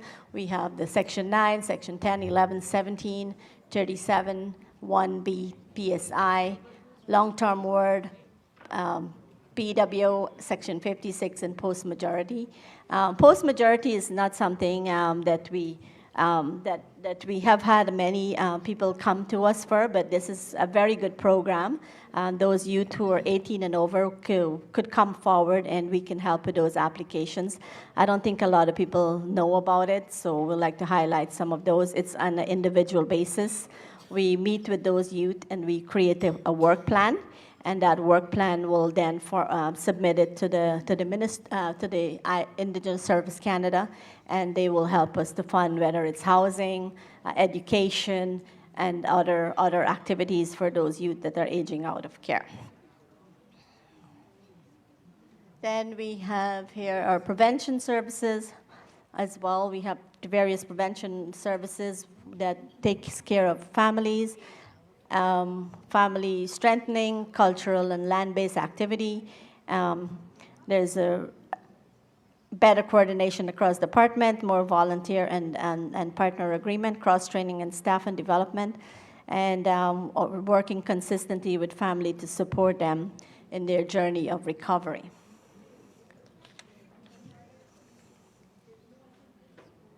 Here are some of the program. We have community outreach, youth support worker, cultural land-based programming, and family strengthening as well. So this is an overview here about some of the intake and screening we do. So let's, when the department gets a call for any of the services that is needed, in case there's a call for protection services, the on-call worker or the worker at the office will go into the home. They will determine if it's a case of an apprehension, if the child is safe or not, and then they will make those recommendations if they have to take the children away or whether they will be referred to that services to our prevention department. So we have a prevention plan, we have support services, youth services, cultural and land-based programming, and ongoing collaboration with the school, health program, community partners, and ongoing with other departments. Then we have Camp Hope. I don't think a lot of advertisement is out there about Camp Hope. Camp Hope is an in-treatment program where we have women and children that are coming to the camp. Right now we have 8 cabins that are available for Montreal Lake Cree Nation members who is willing and wanting to go into the program. There's an intake package that is available. And then it could be either self-referral or the protection worker will send the package to Camp Hope. They will do their assessment, and they will determine the eligibility criteria, and then they produce and they start the program for 4 months. They have 2 weeks of a blackout period where the children are not reunited with their mothers until 2 weeks after into the program. So when they come in, they have to do various programs in the camp. So they come and they are assigned their cabin. They have to be participating in programs such as parenting programs, land-based program, and a lot of cultural activities on the land, healing, and they have mental health support and other areas of their needs. So each individual is able to provide each other with a case plan, and then the worker will work with a case plan. At the end of 4 months, they're graduating from the program and they move on and go into the community, and we have wraparound services that help that family and check in with that family to ensure that they're safe and are continuing their journey to healing. It's very hard sometimes because, sometimes we may have 5 or 6 women in the program. You may have relapse, and that's okay, and they want to come back in a second round, and we do allow them to come into the program again as well. So these are, when the women come in, here are some of their stuff that they come in with. They come with various trauma, lack of support, loss of language, in a toxic relationship, or loss of spirituality, and we work with them together, the workers work with them together in order to build them into a healthier version of themselves. So after 4 months, they could be looking like this. So you have the unhealthy version of them, and then they turn into a healthier version, and then we continue to work with them in order to get them into a better space. Not this intake, the previous intake, I don't know if you follow a lady by the name of Nova Fox. She has been on TikTok very, very often. She's been one of we call them relative. She's been one of the relatives in the program, and she's across Canada right now, and she's talking about language and culture and being invited across the country to talk about Camp Hope and addiction services. So you should all be proud about Camp Hope in the community. We even had some visitors today. About 21 of them came from Pelican Lake, and agency chief, and they are longing to have what the nation has in their community. And so here are some of the programs that are offered at the agency in the program. They do land-based, like I said earlier. Career planning, we look for housing. We start housing as well. The different programs, the mental health therapists would also do one-on-one counseling in the program and help them to navigate. So the goal is to reunite them back into the community and make sure they're okay. We also recently have a child sensory building. We have a psychologist that would come on site at the camp and do different assessment with the children and family as well. And they use this space, which is, they come with a dog as well, and they use this space to do various sensory learning. We've seen a lot of children come through the program who are autistic or ADHD or various learning disabilities, and this space is used for developing these sensory disability. As we transition into Bill C-92, things are going to change. The way we do our business right now will be a little bit different because the nation is going to be moving with their own laws into transitioning to making the way we do child protection right now will change a little bit. I guess you will get a presentation later on that. Collaboration, partnership, we do have a lot of that has been happening as well. If there's a crisis in the community, we will end up having major meetings with chief and council, housing, the youth center, ban prevention. We all partner together to make the community safer. We had with this past summer, with the big fire, everybody just came together and worked together to make the community safer. We also are using M&P for our engagement and partnership. They are also doing our audit for us. Our audit is completed usually in July, And then we meet with Chief and Council maybe October, November. And then we also have some CHRT 41 support. And we also use M&P for human resources support as well. These are some of the buildings that we have recently acquired through the program of CHRT 41. And of course, the support from the nation, the Chief and Council. Without their support, we are not able to move forward with any of these projects. So we thank you for your support, Council. And those are some of the program buildings that we have available at this time.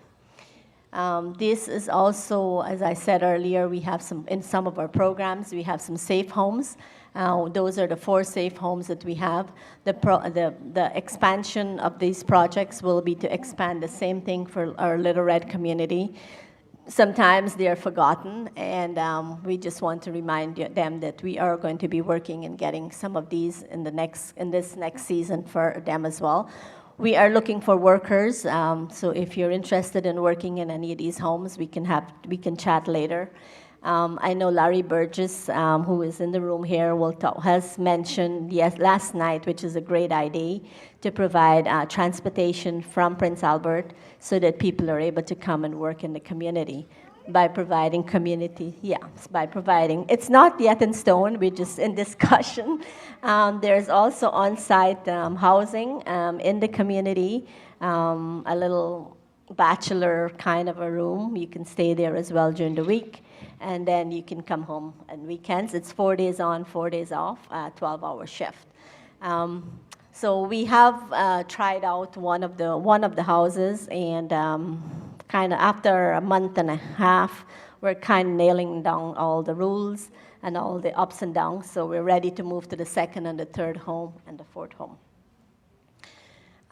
Every child matters. Yes, it takes a community to raise a child, as they say, and we're all in this together to make the community a better place. And we have also invited Linda Osup, who will be coming on next. We did receive a lot of calls regarding these settlements, and Linda will speak a lot more on how to go about the prerequisite and also helping anyone to fill out the application for these different classes of settlement that's available for the child removed class, child and family service, and Jordan's principal settlement. It's done. So if you have any questions, please let me know. Jai, we got a question right here. Hi there.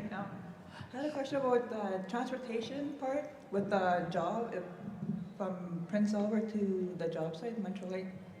You said it's in review? We did have some brainstorm. It's very preliminary at this time.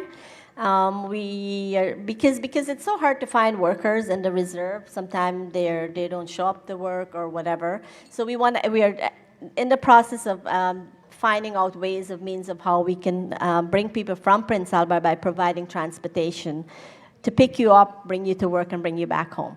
So it's in discussion. We don't know how that's going to go, but that is the goal in order to have more workers and more reliable workers. Any other questions?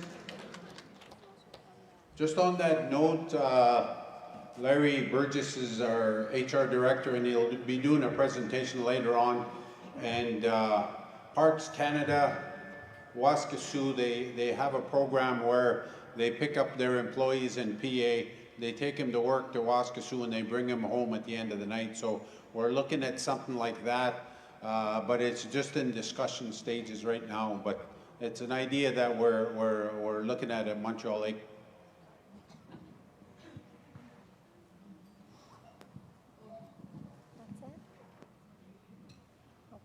Well, thank you for listening, and I have some brochures at the back there if anybody wants to have a brochure.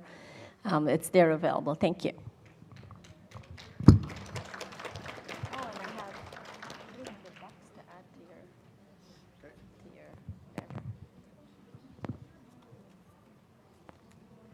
Kimberly, Astam.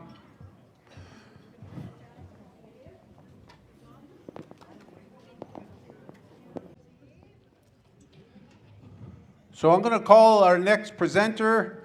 There's still more draws to be made, so don't go away.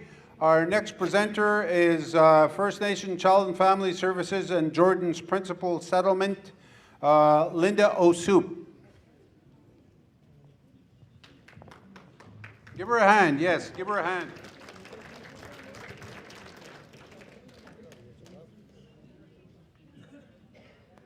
All right, thank you. So my name is Linda O'Soup, and I'm a claims helper for the settlement that's for the removed. So anyway, I'm an in-community claims helper, so I go and I do presentations to communities, and I help people fill out their applications and do things like that. So anyway, right now so the settlement itself is made up of 9 classes, and right now there are 2 classes that are open, and that's the removed child class and the removed child family class. So if you were, there are a couple, for the removed child class, you had to be a First Nations individual while under the age of majority, which is 18 in Saskatchewan, were removed from their homes between April 1st, 1991 and March 31st, 2022 by child welfare authorities. They also had to be removed. The removal from their home happened while the child or their caregiving parent or caregiving grandparents were ordinarily resident on reserve or living in the Yukon, and the placement was funded by Indigenous Services Canada. So those are the criteria that you have to meet. And so if you were in care between this time that you qualify, and you don't have to, you could have been removed and you could have been placed back into your home. So the family class is the caregiving parents or caregiving grandparents of the removed child, and they are the biological or adoptive parents, biological or adoptive grandparents or step-parents who are our First Nations, lived with, assumed, and exercised parental responsibilities over the removed child at the time of the child was removed, and were the ones the removed child was first removed from. And so these are the 2 classes that are open right now. And so these 2 classes, they're every class has their own application. And so right now, like with a removed child, we have Form A and D, A and B. A is for someone who is living, and B is for someone who passed on. And so I had a question earlier about the removed child family class, and so with that, the deadline date is March 10th, 2028. And so that doesn't matter when your child was removed. Your child could have been removed in 91 or could have been removed in 2022. So, and then going back to the removed child, so it goes up to 2022. Oh.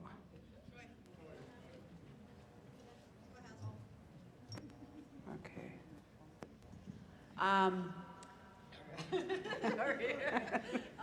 So I had 2 of them that were apprehended, well, just about nearly apprehended. They were placed with family from Social Services from PA here. And then I called them, I called that place there, that there's a 1-800 number, I called there, and they told me that they said that that I wouldn't be able to qualify. I have to wait till they're 16. And she was born year 22. Yeah. And my son is 2015, and I was trying to apply for them. That's a family, right? No, you are the family because you were the caregiver that they were taken from. Yeah. So you have until March 10th, 2028 to apply. And for the children that are under, that are still underage right now, they can start their application, they can start their claim for when they're 16, but then they get compensated when they're 18. So the claim the class is going to stay open for quite a few years for the ones that are underage. Yeah. Yeah. Okay. Okay, so I'm sitting at the back over there. The administrator is Deloitte. That's the phone number on that on the banner over there. So if you have questions, you can call them. It's because I'm in community claims helper. I do I do go out to community, and I can answer questions. I can help you with your applications. Okay. Check question. Okay. Hi, Gerald Ballantyne from Little Red. We'd like to have you come to Little Red and schedule it in for a booking to have the applications done up for our community members. Okay. When would be a good available time for you to come out? I'm probably booking into March right now, but I am there tomorrow with, so I can do some applications if there are. But yeah, I'm pretty much booked up for February, so it takes about 2 weeks, and it depends on the community and that day. So, yeah. Okay, great. We'll see you tomorrow. I'll have 100 people lined up with you. Thank you very much. All right, thank you. Yeah, so most of the information can be found, the applications, there's applications, there's webinars, and information, and it's all on www.fnchildclaims.ca. I have had questions about when a child was apprehended in the city, and if the parents didn't live in the city, and so that's what you'd be looking at, the Millennium Scoop, and with that one, that isn't open, and that's something, they have their own settlement. Okay. So, and then if someone has passed away, you can apply on their behalf. If they passed with a will, they'll go according to the will, and then if they didn't have a will, then it'll go by how many applications that they've had. So let's say someone passed away, and we have their partner may apply, their children, and whoever else, a family member, and so it'll go from there. The Deloitte will make a decision how they're going to pay out the class or that application. Yep. Do they have, are they starting something with, when children been abused in foster care? Is there any claim for that? The abuse, I haven't, not at this time, because when you apply, it's just the basic information that you give, for the removed child. That's just your basic information that you'll be applying for. There's no questions that asks about personal experiences and that. Yeah. Oh, he's walking away again.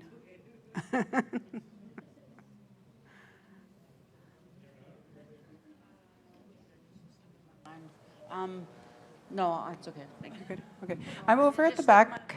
Okay, I'm over at the back if you have any other questions or if you want to, discuss something. And yeah, so I'm available. I'm so thankful that Montreal Lake invited me. And so, yeah, there are other claims that are opening.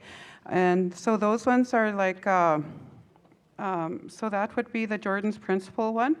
And again, I got questioned about, I work under the settlement agreement, and right now, if you're looking for Jordan's Principle, that is a federal program, and so that's what the difference is. And so with Jordan's Principle, we're looking for between December 12, 2007 to November 2nd, 2017.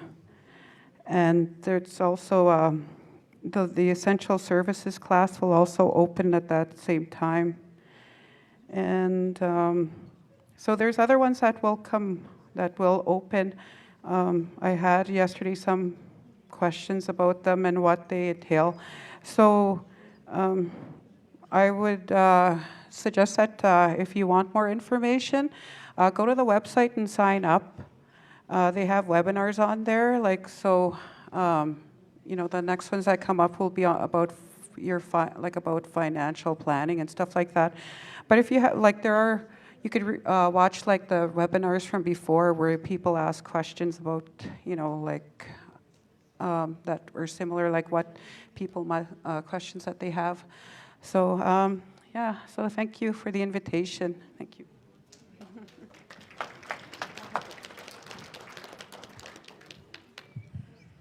Thank you, Linda. Can we get Virginia up here? While Virginia is making her way up, I just want to announce that we have Montreal Lake Education. We have Diana and Agnes and Tina sitting back there. We also have Bonnie sitting back there with post-secondary education. We have Patricia, who is our director for prevention. We have Raylan Dane, our health director. I see Talia sitting there, Frida and Janelle. These are housing employees. Janelle's our housing director for Montreal Lake. We have our finance director somewhere, but oh, there she is. I couldn't see you because of this pillar is in the way, but our finance director, Elaine Van Dale, is here. Linda, who is just up here, is sitting back there. And Judy is sitting somewhere. Oh, there she is. So if you have, it's very important that you go and see Judy especially for registration. Especially people we're going to have a presentation on cows and plows, and make sure that your children, grandchildren, they're registered if they're Montreal Lake band members. If they don't have IDs, we can also help with that. So don't be afraid to go and see Judy, and make sure that your kids and grandchildren and all your relatives are registered. So Virginia, can you come up here? Virginia will do a presentation on detox, Montreal Lake detox. It was up on the screen a minute ago. Right here.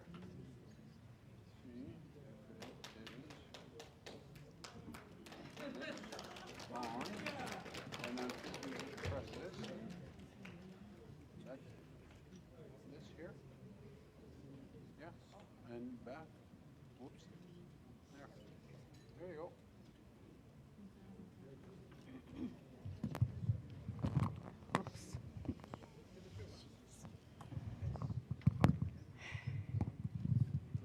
Try not to break anything up here.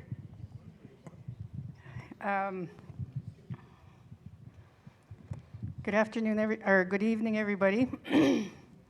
I hope everybody has had a good supper. And I guess I'll start off with my name is Virginia Bird. I am the director for the Montreal Lake Cree Nation Detox. And I just want to talk a little bit about the history. Montreal Lake Cree Nation Detox, the second one has been open. We had our grand opening November 28th, 2022. Sorry, I'm a little bit nervous up here. But anyways, our council members and our chief recognized and heard from our membership that there was a need for detox still, and Carol took the initiative to make it happen. She organized an incorporation and also got board members together. The board members were appointed, and they started the work towards opening our detox center. So our detox center is located at 722 Bird Avenue, which is the old group home, and there is a picture of it up there. Um,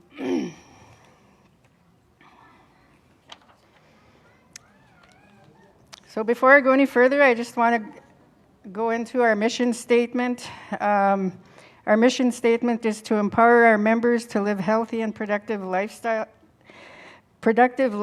offering in-house detox and ongoing support that holistically addresses substance use and promotes long-term recovery.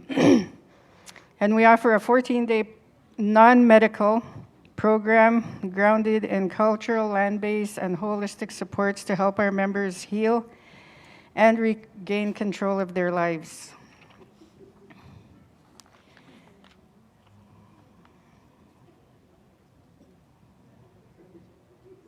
I lost it. Go back. Okay. So the picture that you see on the wall there, these were the people that were on the board at the time of our grand opening.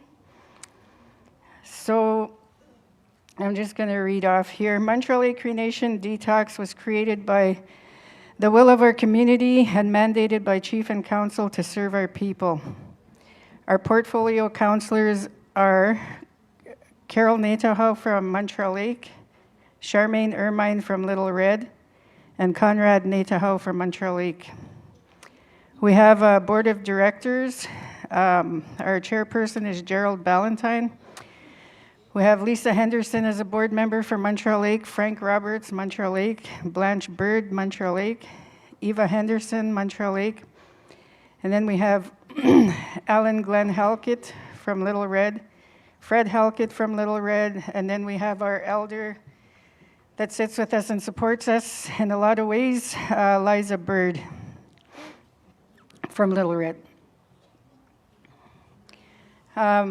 We did have former people that had worked with us and supported us on our journey, and I just want to take this time to acknowledge them. These are the men that supported us strongly, and they are definitely missed greatly. Our late elder Gilbert Halkett and our former portfolio counselor, late Arnold Natahoe. Great supports, great people. Moving along, this is our team. So our team consists of start with myself, the director, Virginia Bird. Our administrative assistant is Ravinder Guman. Our intake worker is Gloria Henderson. We have two support workers, Kyle Natahoe and Darlene Charles. We have two cultural coordinators, Corinne McAdam and Cami Ross. We have 2 day security, Veronica Charles and Lowell Natahoe. And we have night security, Willa Roberts and Samuel Halkett. And our cook is Meekwan McAdam. So we run a 2-week detox program.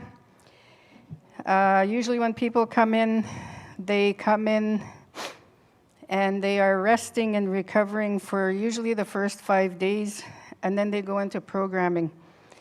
They would work closely with our intake worker to move on either to treatment, or if they decide to go home, if there's any supports that they need, Gloria will support them in that area. I'll just talk about some of the challenges that we go through. What we see as challenges for the people that come in to our detox center is participants can and do often complete successfully, but when they're discharged, they go back to the same environments, and it's really hard for them to stay on track and very easy for them to fall off the wagon. They they are exposed to substance use, to negative peer influence, as well as inability to increase the, instability, increase relapse risk. They lack safe housing, and transitional supports limits them to sustain their recovery. Detox alone, we know, is not enough. They do need supports out there. Like right now in Montreal Lake, we do have the shelter that works with them, but the services are really quite limited. And one of the things that we do at Detox is if we know they're going into treatment, we will let them stay a little longer, but a lot of them choose to leave, and then they don't always have a home to go to. Some are homeless, and that causes a hindrance for them too. And sometimes it feels like they're getting set up to fail, but at the same time, we're hopeful that they took something with them and they know that they can come back when they're ready again. One of the programs that we use that seems to be the strongest is our cultural program. We have a couple of cultural coordinators, and some of the work that they do really helps the participants to reconnect with themselves, reconnect to the community, and also reconnect to the land. Some of the things that are taught with our cultural coordinators are the land-based teachings, the hunting, fishing, and trapping when time, depending on the wellness and where they're at, if they can handle going out to do these things, but we do encourage it, and they do it. Traditional and cultural teachings, they're taught protocols for picking and making and cleansing medicines to help them to detox their body. Teachings on protocols for different ceremonies. The cultural coordinator also plans and coordinates ceremonies. They encourage the Cree language. They go for nature walks and meditation, and they also use the Well-Brighty program.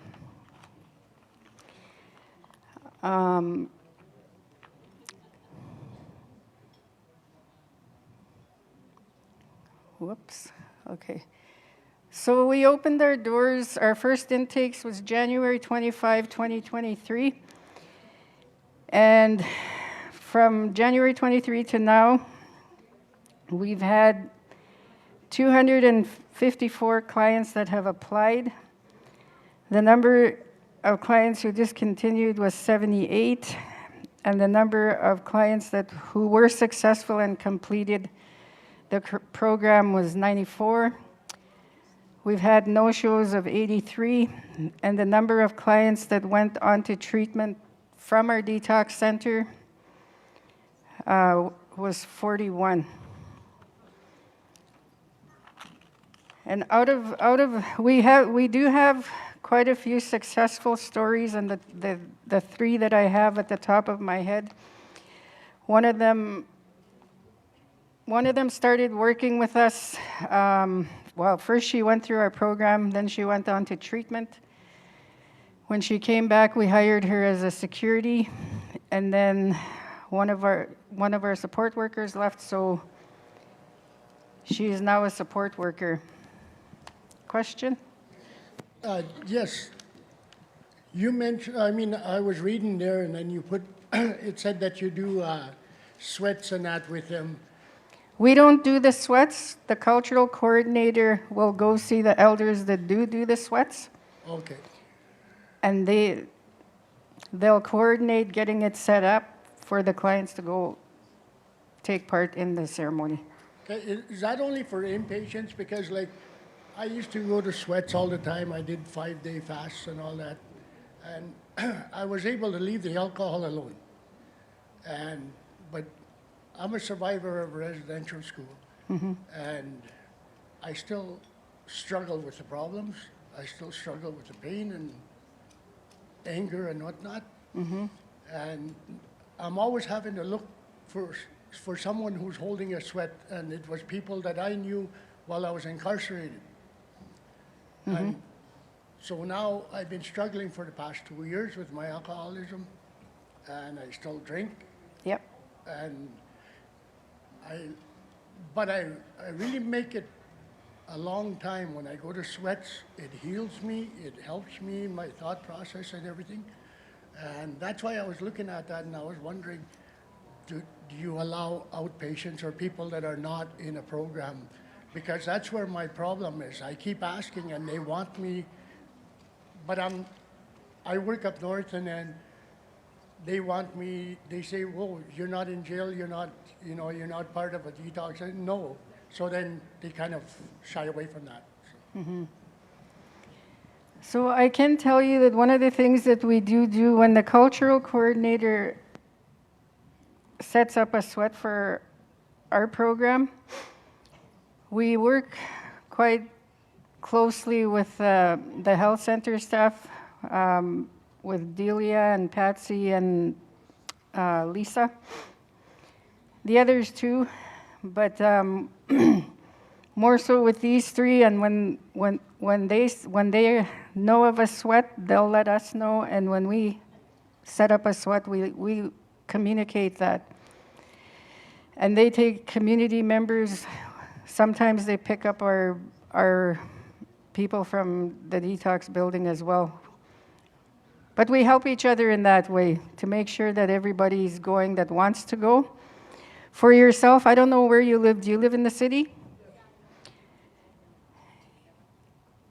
I would think if you communicated with the health center in Montreal Lake and talk with the NADAP workers and the mental health workers, and if they know of something that's available, we could probably work together to help you get there.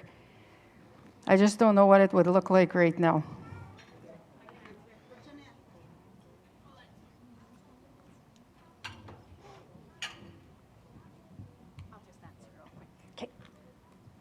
Sorry, I'll just answer that real quick. So what she's referring to is like on reserve services. So how do we access that for off reserve in the cities? One of the ways that, that comes up is with Levi Nelson. He's our youth center director. And, most of the programs are geared towards youth, but our youth center in PA is partnering, they have some type of partnership with the Friendship Center. And out of the Friendship Center is Shane Bird. So he's, there's the urban,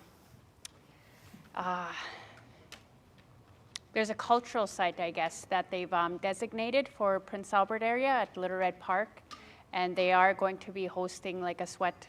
And they did announce that February 6th is their date. So, there is options for more of the rural areas. So I know Jeff is working with Shane Bird as well, so he might have more. Yeah, I just wanted to give that part. Yeah.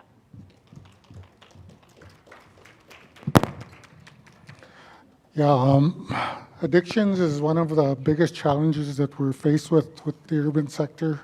And right now we have 3 applications out there, and one I'm working with Shane Bird with the Friendship Center, and we're trying to provide urban services with an outreach worker that can work with all areas of addictions. So hopefully we can have an employee in our office connect with the detox, and hopefully we could work together to put some wraparound services together as well. So we really need it. So our people need it.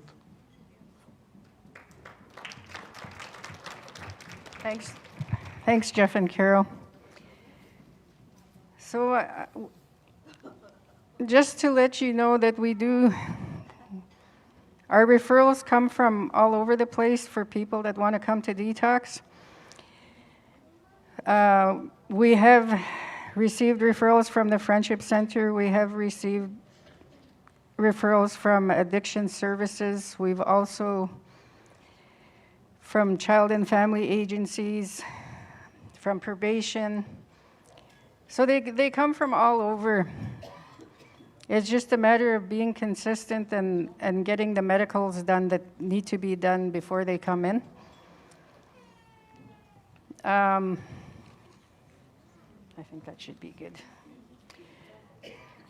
So if you need any more information, we're sitting at the back there. Our banner is up there, Montreal Cree Nation Detox, and we do have the medical forms there, and we have pamphlets on how you can come into our detox. So, in closing,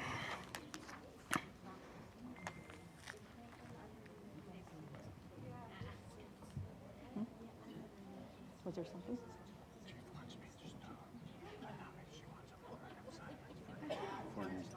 Oh, yes. Yeah, that's a good idea. Okay.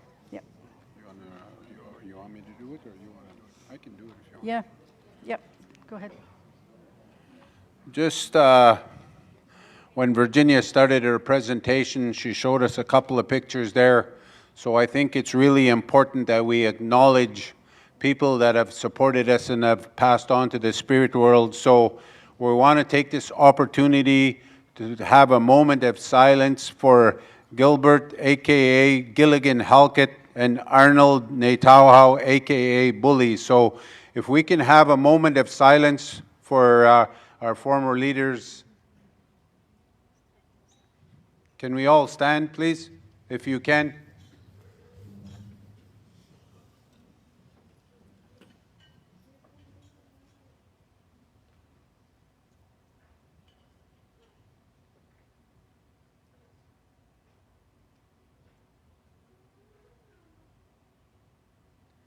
Thank you so much.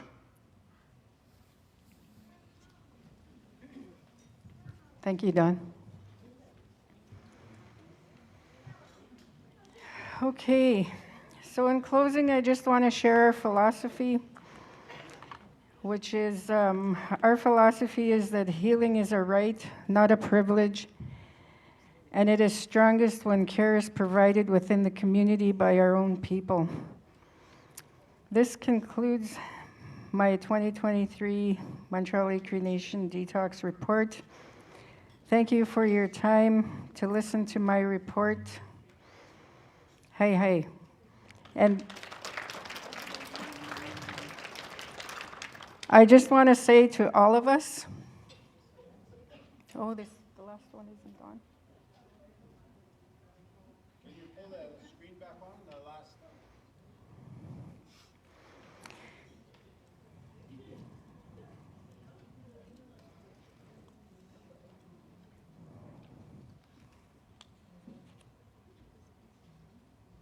Can you bring it back? Yeah, he's working on it. Okay. While he's working on that, I just want to mention how much sobriety is so important in our community, because the use of alcohol and drugs and crystal methods taking a toll on our people. It takes over their lives and they have no control anymore. And it's really important for not just the community members, but all of us that are working there with the people. Because I have to say that when I was going to school, one of the things that my instructor drilled in our heads probably at least once a week was that your community is only going to be as good as your leaders. And I know our leaders work hard to make things such as this happen, because it is very much needed. Everybody deserves to have a good life, and our leaders know that, and they strive very hard to make that happen.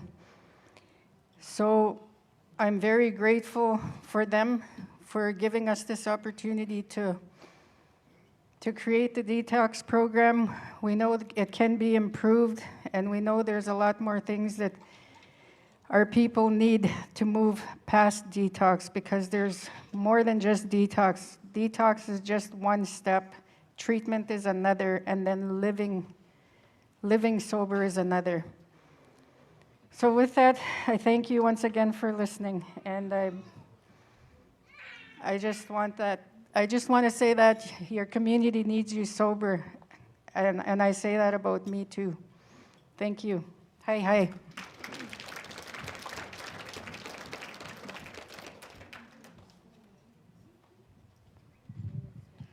Thank you, Virginia. It's a very, very important message that, addictions is, and Jeff mentioned it earlier, addictions is very, very difficult, and it's everywhere. It's not just Montreal Lake. We see it everywhere. But the leadership, we're trying our best to help as many people as we possibly can. So our next presenter is our legal counsel, Don Cheecham, has been working for Montreal Lake for a number of years now. So I'm going to call on Don Cheecham to come and give us an update. But I see Kimberly's here with some gift cards, so we'll make some draws first, and then we'll get Don Cheecham up here to give us an update on all the claims for Montreal Lake, especially the cows and plows claim. I've already got messages online. When's the cows and plows presentation?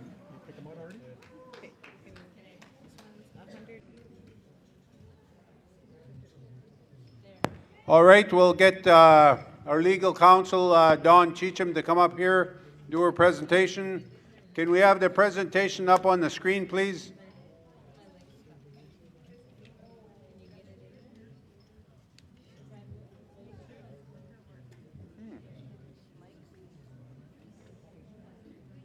The clicker kind of walked away. Virginia, did you take the clicker?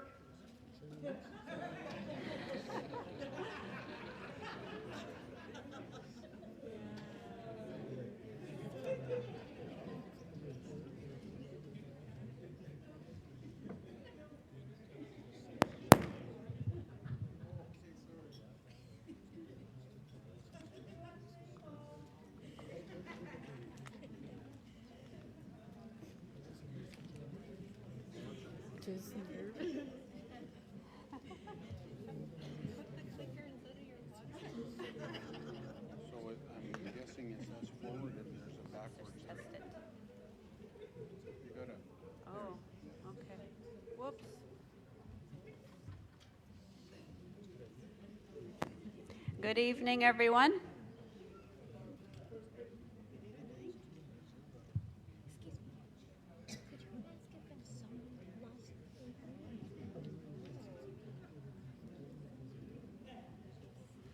Before I get going here, did somebody lose, looks like a Hilberg earring? Real fancy, shiny one.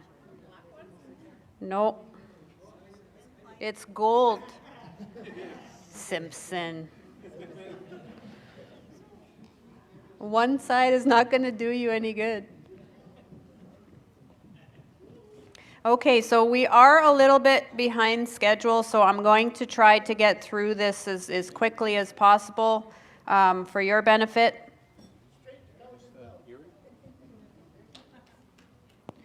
Yeah, I'll go straight to cows and plows, don't worry. Okay. So your chief and council had asked that I come here tonight and do an update on all of your claims with a specific emphasis on cows and plows. Now you guys have about 8 claims on the go. So I'm going to start with cows and plows.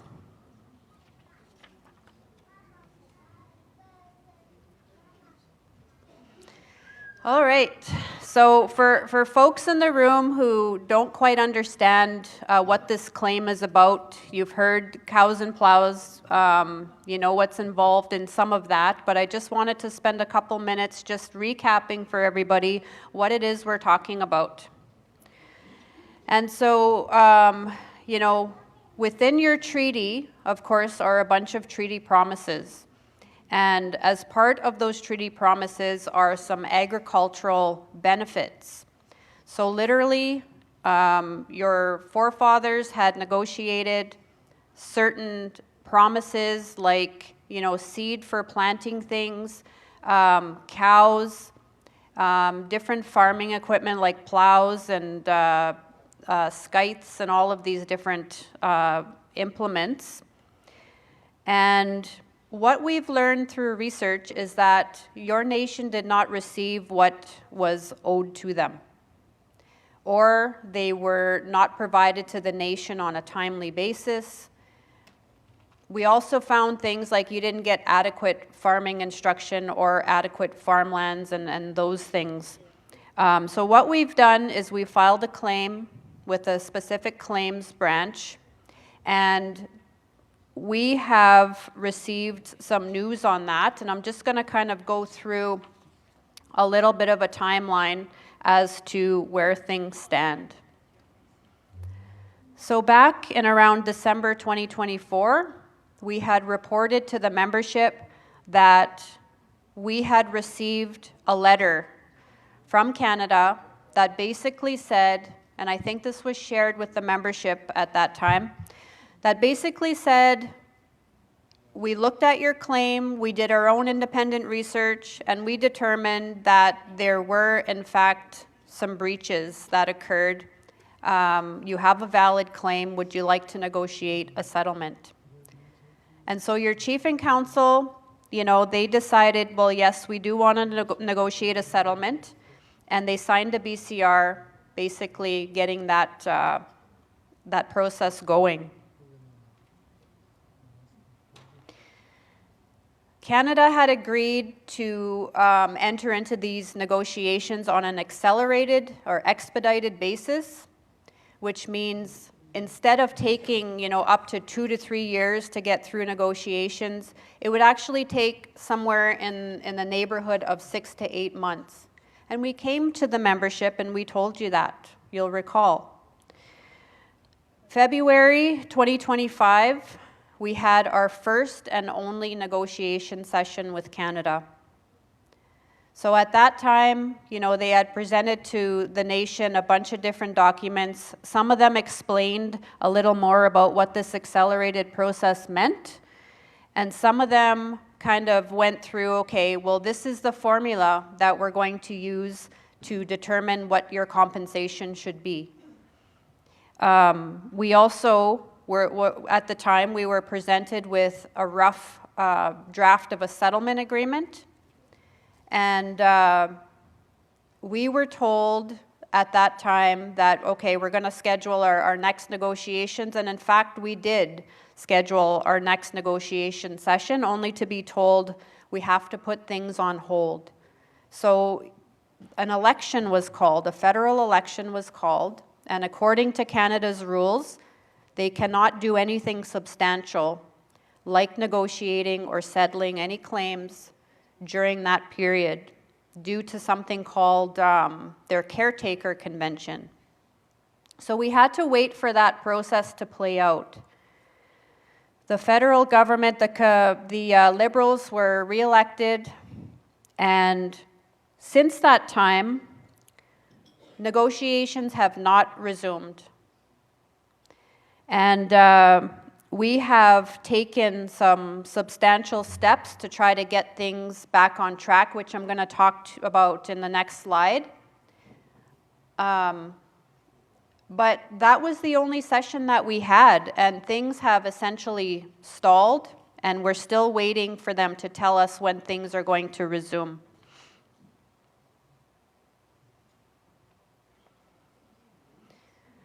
So I just wanted to talk about what these substantial steps that I'm talking about really are.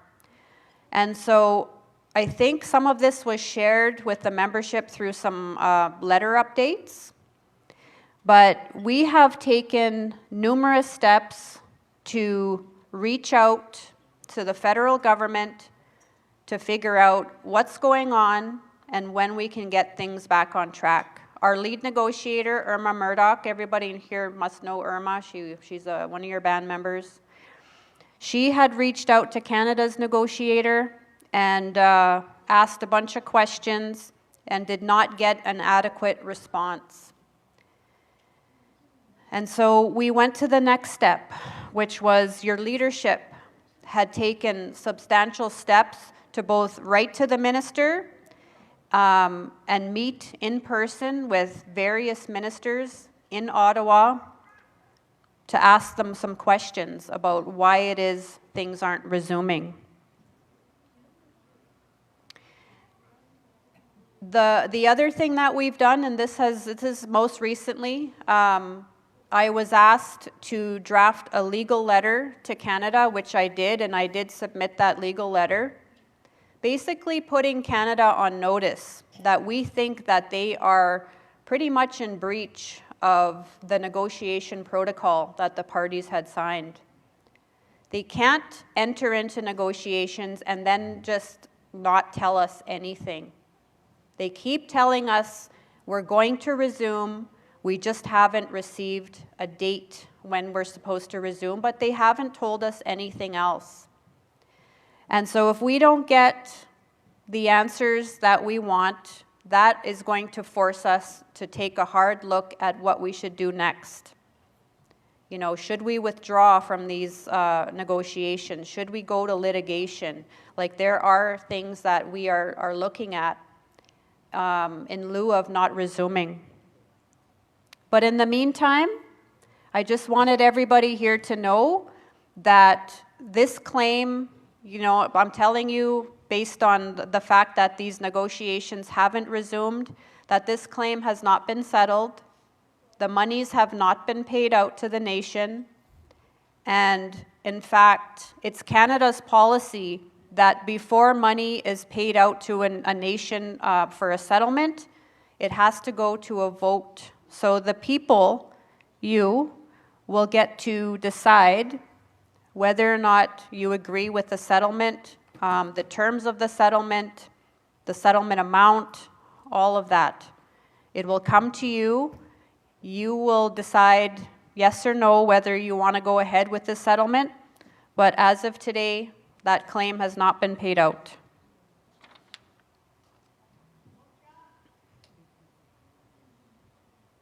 Is there a question?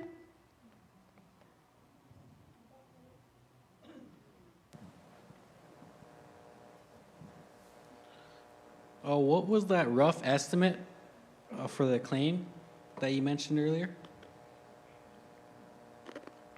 I'm pretty sure that went out in a letter update. But what we had learned at that initial meeting, and of course, again, this was not a settlement offer. That comes in a different form. That's a very formal thing that happens. So they gave us an estimate as to what they think this claim is worth, and it was somewhere over the neighborhood of 200 million. Okay. And who would be deciding where exactly that money goes? Like, who would be making the decisions on deciding how much every person's going to get, how much the band itself is going to get, and where that's going to go? Would that be our financiers or budgeters? I actually, did you want me to answer that now or just address it a little later in the presentation? Because I was going to talk about that a little bit. If you're going to address it later. Yeah, I promise I will. Okay. So these are just a couple the picture's a little skewed here, but these are just a couple photos, and there are many others. Because there were many visits with the different ministers that your leaders were involved in. But these are just a couple of them I just wanted to share.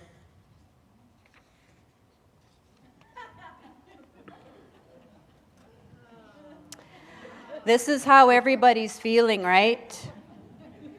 Just give us the cows and plows already.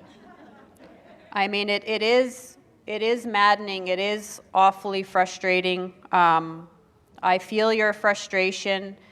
And, you know, while we're waiting for Canada to get their act together. And I was just talking to Councillor Carroll a few minutes ago, and I said, it almost feels like we elected a conservative government after this last election. Like, where are they?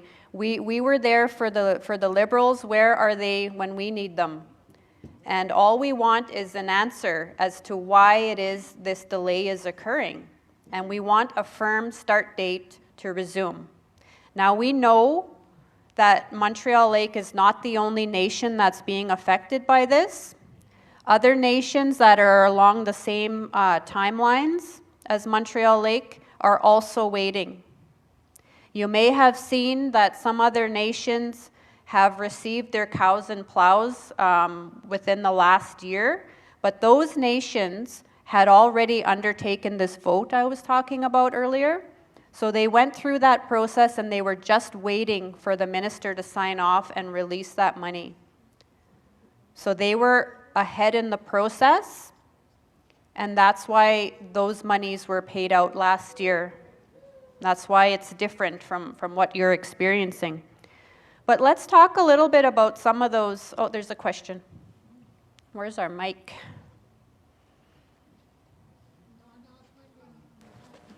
Troy's just coming with the mic.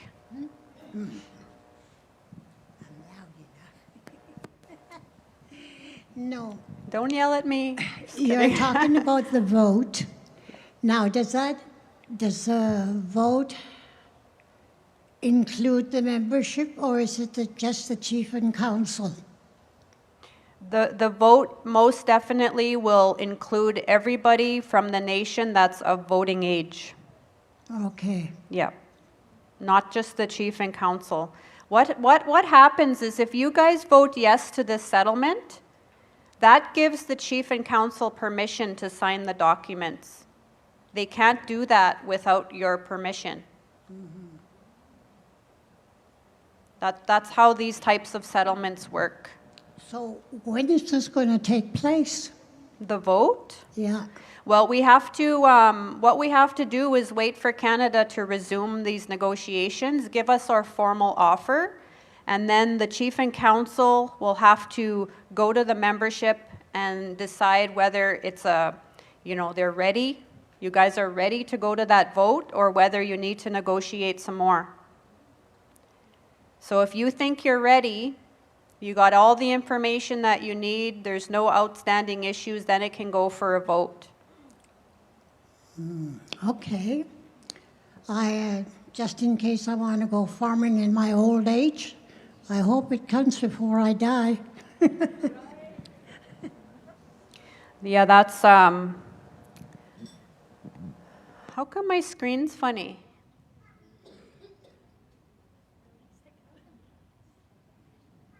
Where's our techie person? We're missing like the bottom half of the page. That's okay, I can just speak to it. While we try to use humor, right, in this presentation tonight, we know that some of this is just, it's not funny, right? There are real consequences to this being delayed. Most of it is negative, but I want to also talk about some of the positives. Let's talk about those negatives for a moment. Your elders are passing away while you're waiting, right? That is definitely a consequence of not getting this done. And we are cognizant of that, and we have communicated that to Canada.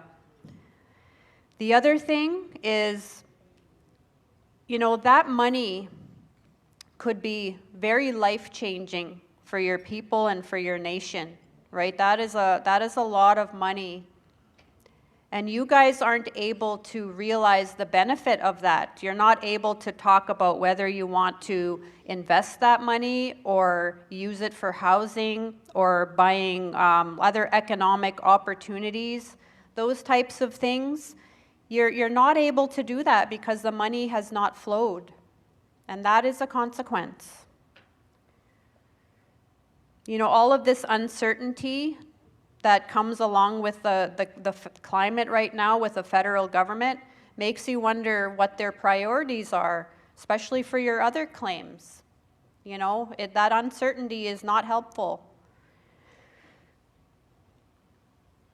And of course, you're frustrated, right? The waiting is frustrating. You're looking at other communities who are benefiting from this, and you're not able to, and that's frustrating. And so we are well aware of that. This has been communicated to Canada on many occasions, and they just keep telling us it's going to happen. We just don't have a firm date to resume yet. So all indications are that it's going to go ahead. We just don't know when, but we're going to keep pushing. We have people behind the scenes as well that are pushing on our behalf. It's not just your leadership. It's not just myself. There are key people working behind the scenes. Well, if you're not laughing, you're crying, so I'd rather laugh than cry. Yeah. I did want to talk about some of the positives, though. You know, we had Virginia up here earlier talking about detox and all of these various important things that are going on in your community that are being offered. And in the background here, we've been working with an established committee. Like, you guys are really big on working with committees that are made up of all of your sectors, right? Key people that work tirelessly to get things done for your nation. We have established an agricultural benefits committee that has been working alongside the chief and council and meeting with your appointed trustees for this claim. And you know, this gets to the heart of the question that was back here about who gets to decide and all of these things, right? We don't want, the last thing we want to do is have negotiations resume and we're not ready. We didn't have any internal planning, and then we go to a vote and then we're scrambling to determine, well, what do we do with the money? And so right now, while we're waiting even, we've been meeting with our trustees to try to plan for some of this. So FNB Trust, you know, they're a division of First Nations Bank. Their trust division is 100% Indigenous, and they have been appointed to work with you to be a part of this planning and to safeguard the money when it comes in. So they are going to be fiduciaries that work on your behalf, so there's no funny business that goes on with the money, because they are legally liable if something goes wrong or they don't follow your rules that have been established. So part of this planning is to try to get through a lot of questions about, well, how much money is going to be paid out to the people? Are we going to set aside some money for future generations? Are we going to be the type of people to think 7 generations ahead, just like you know, our people generally do, right? It's important to think that way. We don't just think about today, we have to think about tomorrow. We have to think about, you know, those who are recently deceased, do they get to benefit from this claim? You know, how do we deal with the miners' money? There's all of these really important questions that your committee is kind of going through right now, and that information is going to be brought to you when the time is right. We're kind of struggling right now to make a decision as to when that right time is, right? On the one hand, we want to come to you and start asking you these questions and ask you what you think of this, how much money do you think each person should get, all of those important questions. But at the same time, negotiations haven't resumed. We don't want to be getting everybody's hopes up that this is going to happen next month, for instance, right? So, you know, there's that dilemma that we're facing right now is, do we come to the people now while we have the time, or do we wait until we have more substantial information and an offer? We have a question at the back.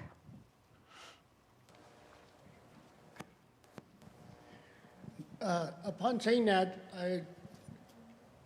I heard you say for the ones that pass away and that, but once you register, does that keep you registered? Or do you have to re-register again because it's been such a long time since the first registration was asked for? I think you're referring to the one-page form that Judy was assisting people with. Is that the Yes. one you mean? Yeah. So that form is not, it's not what you probably think it was. So we had asked Judy to, being your membership clerk, right, to start gathering information on how to reach the members. You know, we needed your contact information because we needed a way to reach you when the time came to vote or to hold community meetings and that sort of thing. It wasn't an opportunity to submit financial information. We have to do the financial information part a little more controlled. You know, we don't want people dropping off void checks or faxing void checks to the band office. We don't know who's on the receiving end. We need to be able to safeguard your personal information, and we do that work when the time comes through your trustee. They'll tell us exactly how to do that when the time comes. Okay. So in And the it- meantime, just submit if you want to Judy. Just make sure you're updating your contact information, mailing address, phone numbers, all of that stuff, emails, so we can reach you when the time comes. Okay, and another question, like, there's lots of us that are ill, and you brought it up, what if we die? And then who's gonna, like, is our money gonna stay with the band, or do our loved ones get to keep it because we've registered already for it? Yeah, like I said, nobody's really registered for it, and that's the why I'm asking this question, Yeah, so I don't get blocked off by another, like, sloughed off and get a different answer. And why are we not having these meetings now? It's not to get our hopes up, it's just so we know. When it does come from the government, it's going to be there and it's going to go where we want it, not have another meeting and then wait another 6-7 months. That's why I'm asking that. Yeah, okay, so there's two parts to your question there. So this whole idea of whether deceased people can benefit, that has not been decided. Nobody's decided that, and in fact, that's one of the questions that we want to take to the membership. What do you think, right? At some point, you guys are going to have to decide what a cutoff date should be. At some point, you have to create a cutoff. So some people are not going to be happy regardless what you do. And if you include deceased on the list, you'll have to decide how far back you go. Because, I mean, let's be honest, right? It was mainly the elders that were meant to benefit from these treaty promises, and they haven't been around long enough to realize that benefit. So those things matter, and we're well aware that people are asking those questions. We had those questions last night in Saskatoon. And we'll get them the next 2 days, I'm sure.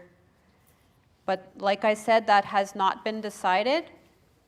And if you guys decide that deceased are going to be included in terms of the payout to individuals, there has to be legal paperwork that will have to be submitted to the trustee in order to gain access to those funds. Do you have any knowledge of how long before the settlement was given to Musquet? Because Musquet gave 35,000, then 30,000. I don't work for Muskeg, I'm sorry. Like, do you have any idea though of how they went about it so that we would know how to go about it also, so that we do get a substantial amount of this instead of it going to monies that are already been given to the band, like infrastructure is already getting money, the band's getting money to do their infrastructure, so this council now should not be going to that. Yeah, yeah, so what each band does with their settlement monies is exclusively your decision.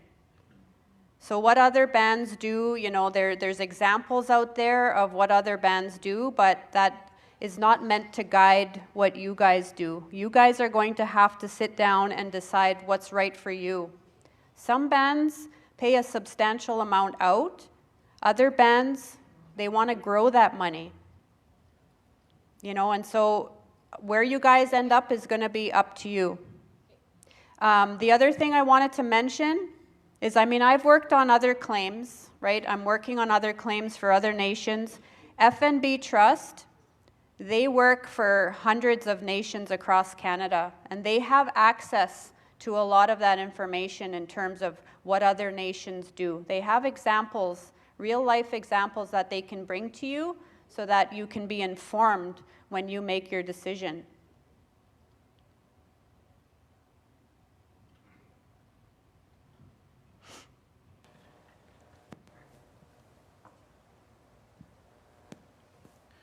Well, I got really like a statement, not a question.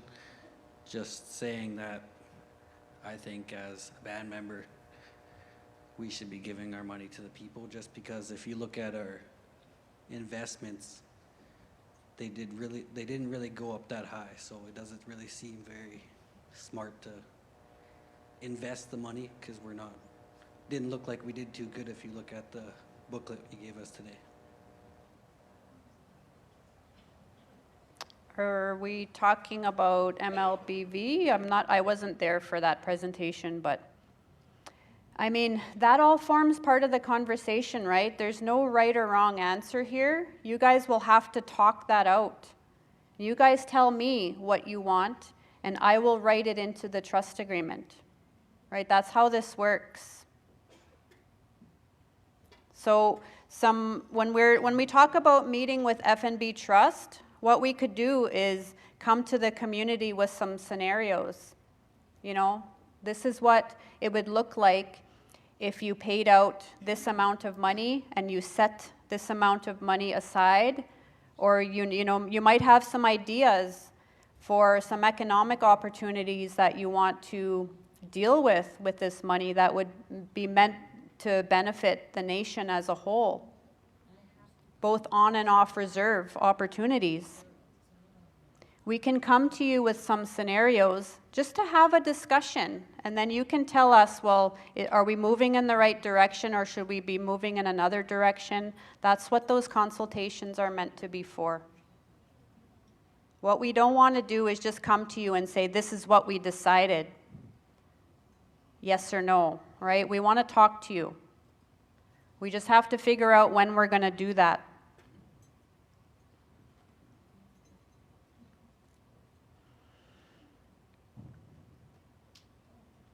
Does anyone else have any questions on cows and plows? I mean, where I want to leave things with that is just know no money has been paid out.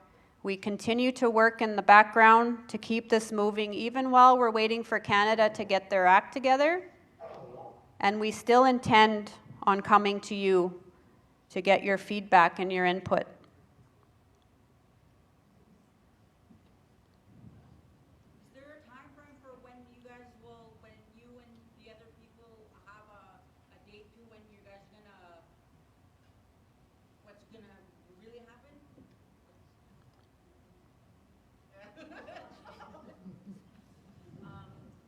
Do you and the people you work with, is there a deadline? Like when, okay, well, they're not taking action, what are we gonna do? When's the deadline for your guys' choice? I mean, we had talked to Canada about giving us some sort of a substantial answer by the end of January. I don't know that we're going to be getting that by the end of January, because one of the things that we're learning is that, you know, the House needs to resume, and they need to be making this a priority. So that's part of what I'm talking about key people in the background trying to get answers for us and try to push one of the things that we've asked is that they give us another update. The last thing we heard from the minister was that, you know, sorry for the delay, we're working on it, we'll get back to you. They never told us why we're waiting. They didn't tell us when they thought we would resume. So those things I can't speak to because the ball is now in Canada's court. We're waiting for them. But if they keep telling us nothing, your leadership is going to have to decide, what do we do next? We can't just keep waiting.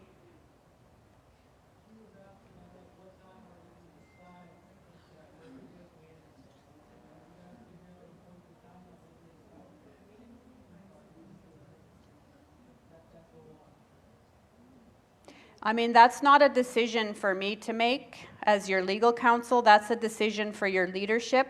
Your leadership is going to have to instruct me when they think enough is enough.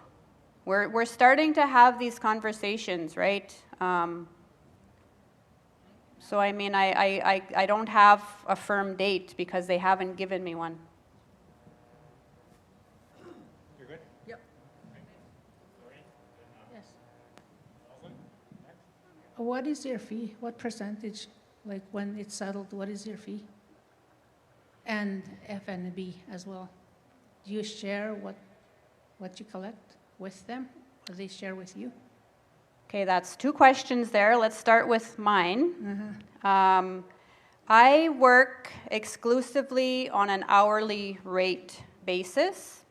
So at the end of the day, when your claim is settled, I don't take a percentage of the claim. I don't get a bonus, none of that.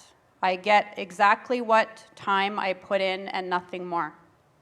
And I do that for every client, and I do that for every claim that I work on. I think that that's entirely fair. You know, I'm First Nations myself, born and raised. I know what it feels like to have nothing. And so I firmly believe that I don't need to be taking more than I honestly earned from a nation. Your question about FNB Trust. Now their fee schedule, when we had interviewed various trust companies, they came in at probably the lowest, and they basically charge for their work. Right now they charge nothing. But when the money comes in, they're going to be charging based on how much money is sitting in trust. So after all the money's paid out to the members, what's left in there for them to administer, that's how they get paid. And it's like something under like 70,000 to 90,000 a year and nothing more. And that includes like the money that they have to pay to their auditor to make an audit and those financial statements, all of that. And should the nation decide that they'll manage the children's money at the end of the term, like when they turn 18, would that include any interest accumulated through the years for that child? For the minors? Yeah. We haven't gotten that far yet, but typically with these types of things, the minors' money stays in trust until they're at least 18, sometimes longer. Some nations will say 19 or 21, or they'll say you have to get your grade 12 or equivalent before you get your money. That sort of thing, like we'll have to talk about that.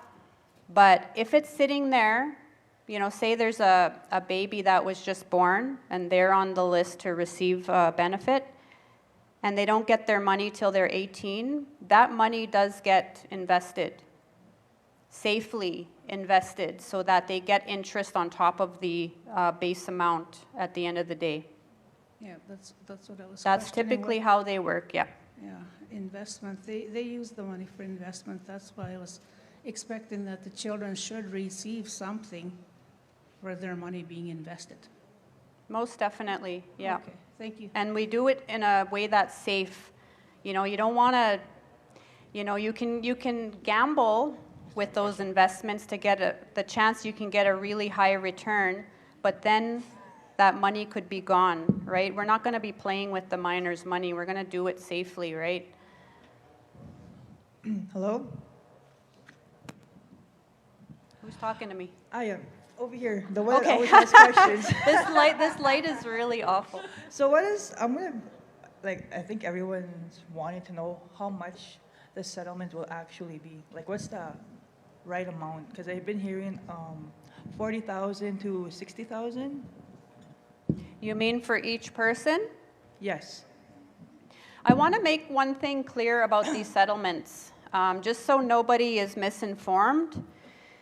When Canada pays out settlement monies, they pay it out globally. They pay it to the nation for the benefit of all of the members. They don't pay it per person. And in fact, there's clauses in the settlement agreement that say Canada's not going to tell you what to do with the money. Literally, they'll get you to fill out a form that says, this is where, tell us where the money is, where you want us to put the money. And it's going to go in a specific trust account. That's all they want to know, is where to send the money. So all of that, those details that you're talking about Yeah. who gets what, that's a whole separate process that has nothing to do with Canada.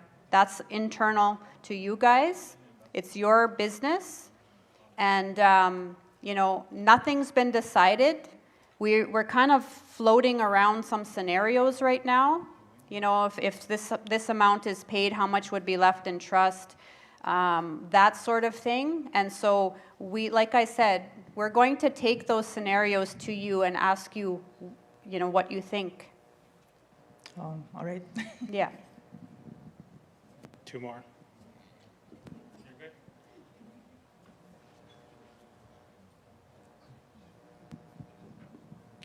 Don, maybe if you could just give everybody an idea of the alternative if we don't get a response from Canada.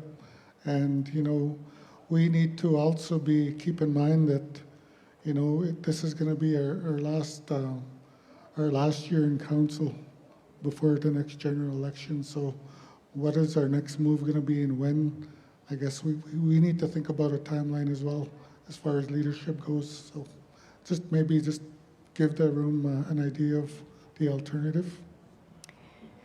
Yeah, this is no secret. I mean, we did talk to Canada about this when we wrote to them. And one of the alternatives is that you guys could opt out of the accelerated process and go as per the usual timelines. And so Canada would be forced to address that within that time frame, right? Right now, they're just telling us nothing, making us wait. But there are rules that they need to follow. And that's one option. The other option is to start talking about litigation. Now, litigation is much more complicated. It's going to take much longer, and it's going to be costly. And so if your leadership decides to go in that direction, we're going to have to develop a plan and a complex legal opinion, and they're going to have to make an informed decision about how to do that. But the one benefit to going the litigation route is with these negotiations, Canada is only compensating for how much those implements are worth. So there's a study that was done, and they say that cow, that plow, those seeds, all of those things, this is what it was worth historically, and then they bring that up to today's dollars. They don't compensate for not providing adequate farming instruction. They don't compensate for, well, did you guys have adequate farmlands to enable you to actually farm? They don't compensate for the economic benefit to running a farm that you could have made. So all of these things that you can't negotiate or argue for under this process would be fair game in litigation. There's no restrictions like that for litigating. You could basically argue anything that you want. So there is that benefit. But then you have to get past a limitation period, right? So for those of you non-lawyers in the room, you know, when you want to start a lawsuit, there are laws in our province that say you have to start those lawsuits within a time period or you're barred from doing so. So because, you know, we're talking about a historical wrong here, you guys would have to get past the hurdle of a limitation period in order to move forward. So there's lots to think about, you know, and we don't want to have to go that route if we don't have to, but it is an option that we're going to be looking at. And it might involve a whole team of lawyers to do that work, because that gets really complex.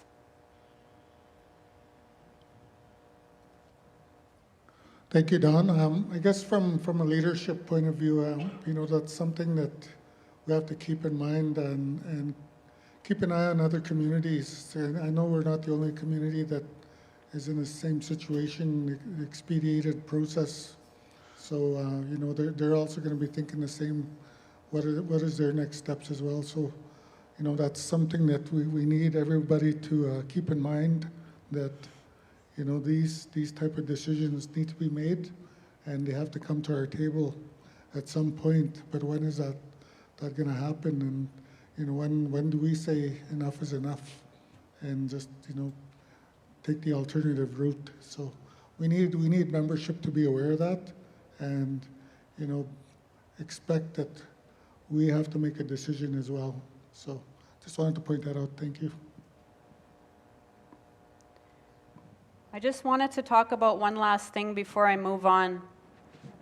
You know, one of the benefits of not settling this claim in a timely manner is that we have the benefit of looking at other communities and learning from them.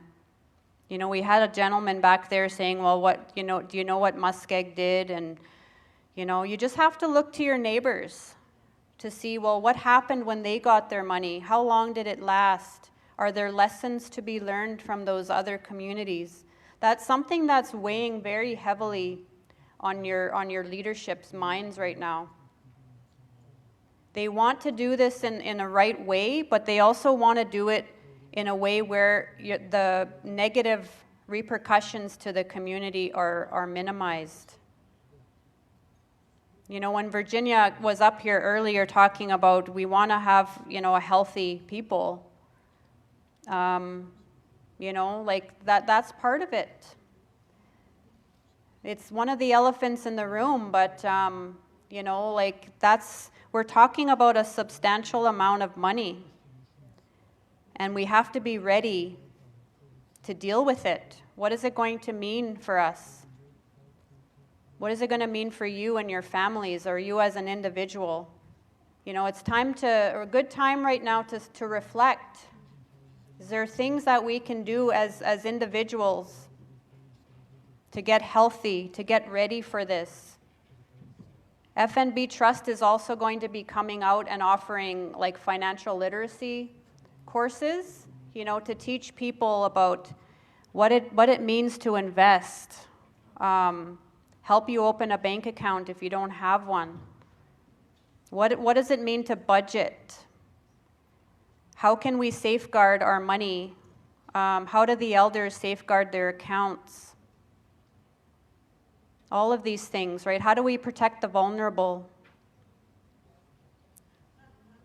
So, I mean, like it's such a huge issue. Like we're talking about, it sounds simple when we talk about settling a claim and having the money coming in and distributing it, but there's some real consequences that we are also cognizant of. I just wanted to mention that.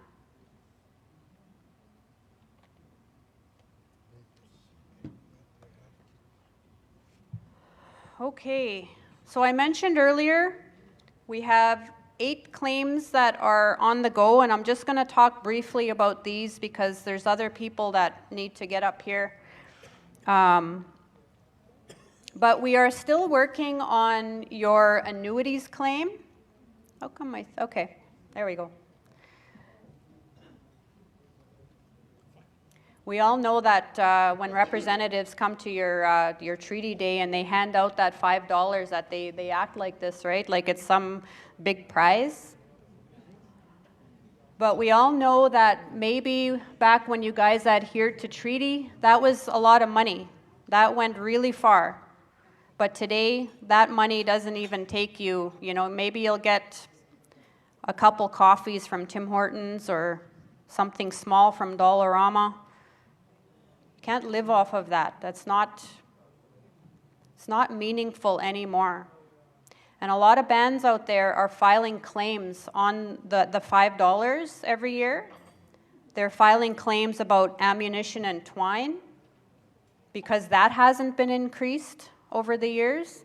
So the whole premise behind these claims is to adjust, to index that $5 to bring it up to today's dollars and what it should really be worth. And our researcher, Joan Holmes and Associates, that's who we typically get to do the research for our claims. They're still working on this. So that claim is on the go. That's one of the frustrations that I mentioned to Canada is while Cows and Plows claims are on hold, Canada's resumed negotiations on other claims, including annuities, and they don't explain why. And I'm involved in one of those claims for another nation, so I know.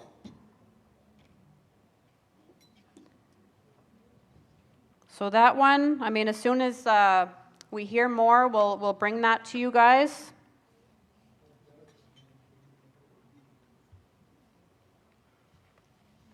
Okay, a small update on your timber claim. So this one, of course, it's that joint claim between Montreal Lake and La Ronge that involves Little Red. And this is still working its way through the specific claims tribunal. And it's gone through various phases, of course, some of which started before I began working for you guys in around 2017. It's been validated. We went through a phase where we had to determine how much timber was actually taken from the reserve because there was a dispute about that. Canada was saying they took very minimal amount of timber and the band was paid for it. But all you guys had to do was look to your neighbors, over at Sturgeon and what happened there, and that there was some funny business going on with those companies and they were under-reporting how much timber was taken. They were taking the wrong species of timber, all of that. And so we went through that phase, and now we're in the compensation phase, which is basically determining how much the nations are to receive as part of this settlement. We had hired some experts to render a report to try to come up with some scenarios or a range of compensation, and that has been turned into the tribunal. Canada is working on theirs. They have asked for a 6-month abeyance to be able to complete their expert report, and then the parties will come together for a hearing. So around July, we're going to get another update because the tribunal granted that abeyance this month, and that's the timeline. So expect to hear more later on this partway through the year.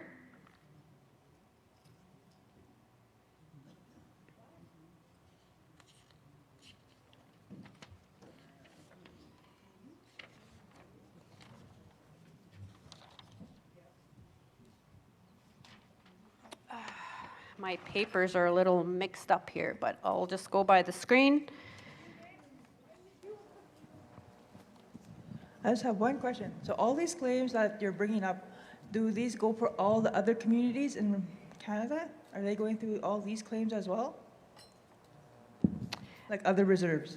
For other reserves, they have.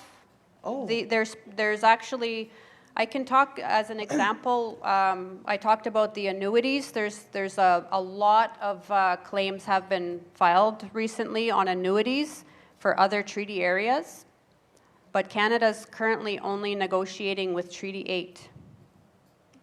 But you know, they're being sued up the yin-yang. They're going to be negotiating with other treaty areas for sure.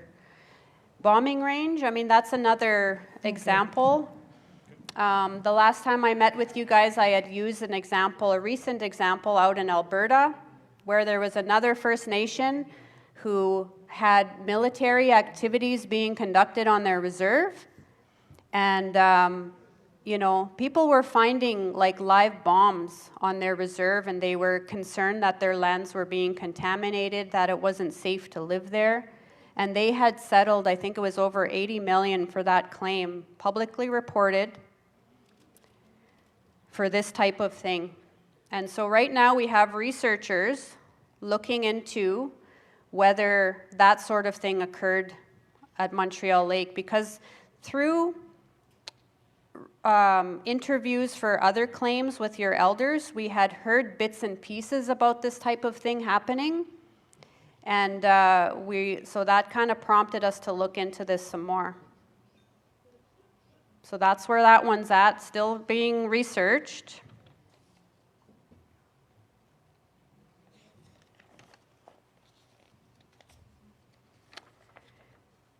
Your national parks claim.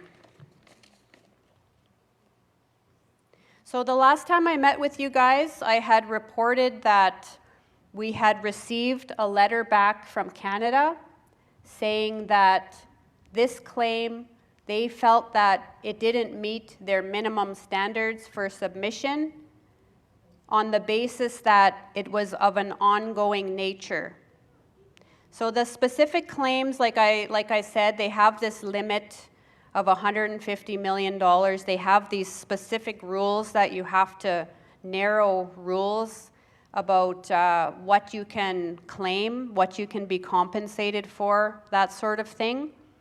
And they have this rule that says if your claim is not historical, so it has to be older than 15 years in order to be considered historical. And they said this was too much of an ongoing nature because it affected treaty rights, hunting, fishing, trapping, gathering rights, even today. So that kind of forced us to go back to the drawing board a little bit and try to think of what a better way would be to get over that hurdle. And the chief and council had instructed me to look at a potential TLE claim that is tied to this. Because as part of the research, we had discovered that at one point, your main reserve was almost entirely encompassed by a national park. And over time, those boundaries moved. And at one time, you guys wanted to have a reserve at Waskesiu. That's in your history. And we don't know why that didn't happen, and we're looking into it, trying to figure out if that's how we go about addressing this claim. So that is being researched right now. We have Joan Holmes looking at that.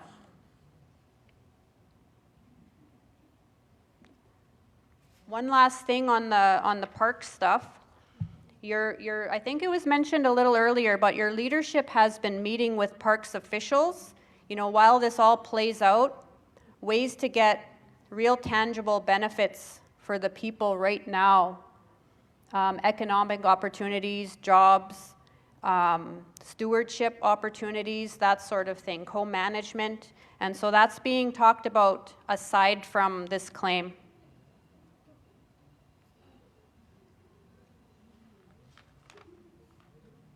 I think I skipped a slide, but there was a slide about, we're also investigating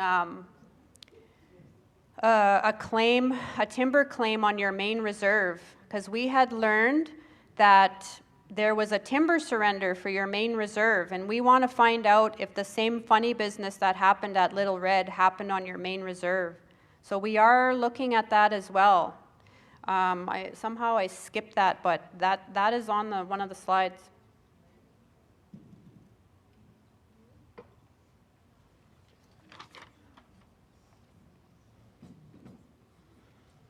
So if there's any elders in the room, back at the elders gathering in November, Carol was kind enough to give you a claims update on my behalf because I couldn't be there. My apologies for that. I really wanted to be there, but I was out of the province. But we had reported at that time that there were 2 new claims that we have added to the mix as of late. And one of them is we're looking at a potential treaty land entitlement claim for Little Red. We have heard over and over from the elders as well as some of the leaders from Little Red that have said those boundaries, there's something funny going on with those boundaries. And we need to investigate whether we ended up with the reserve lands we were supposed to, especially when there was that split between La Ronge and Montreal Lake. What happened there? To the point where today we're dealing with boundary issues with bridges and all sorts of stuff, right? And so we have our researcher on that one. And then lastly,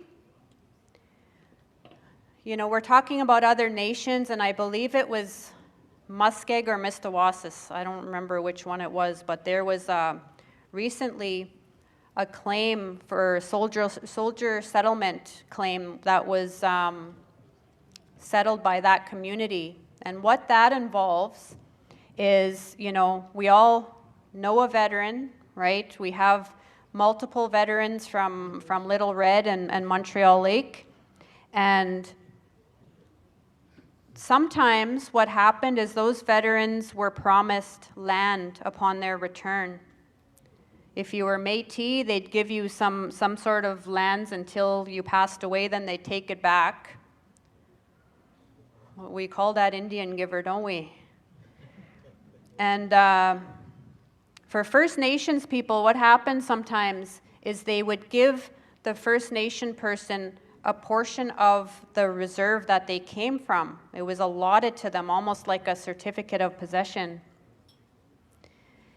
And the bands usually were not compensated for that, for the taking of those lands, even though it was for a band member. They still took a communal property. That still belonged to all of you, right? And so we're looking at whether some of that occurred. We're in the very early stages of that, and we still need to interview some elders regarding a lot of these claims, including that one. So stay tuned for that as well.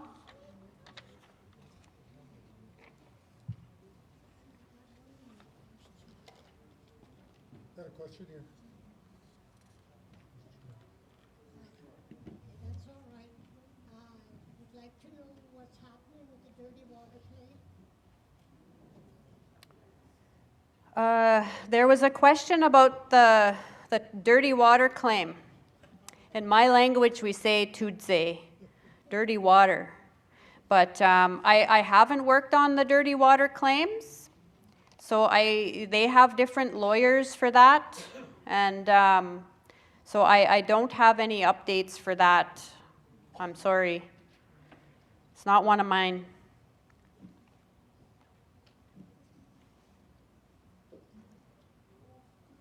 Okay, so I think we touched upon this slide throughout the presentation, so I don't want to really rehash what's already been said. But, we're talking about giving Canada those firm deadlines. We're talking about leadership evaluating their options. We're still looking at those member updates and the timing on that. We still haven't quite figured that out. It all depends on what people are comfortable with at this point.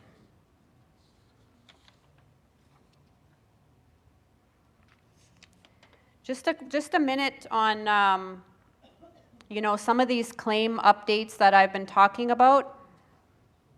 I'm up here and you don't know me from a hole in the ground. Some people don't trust the leadership. It's like that everywhere.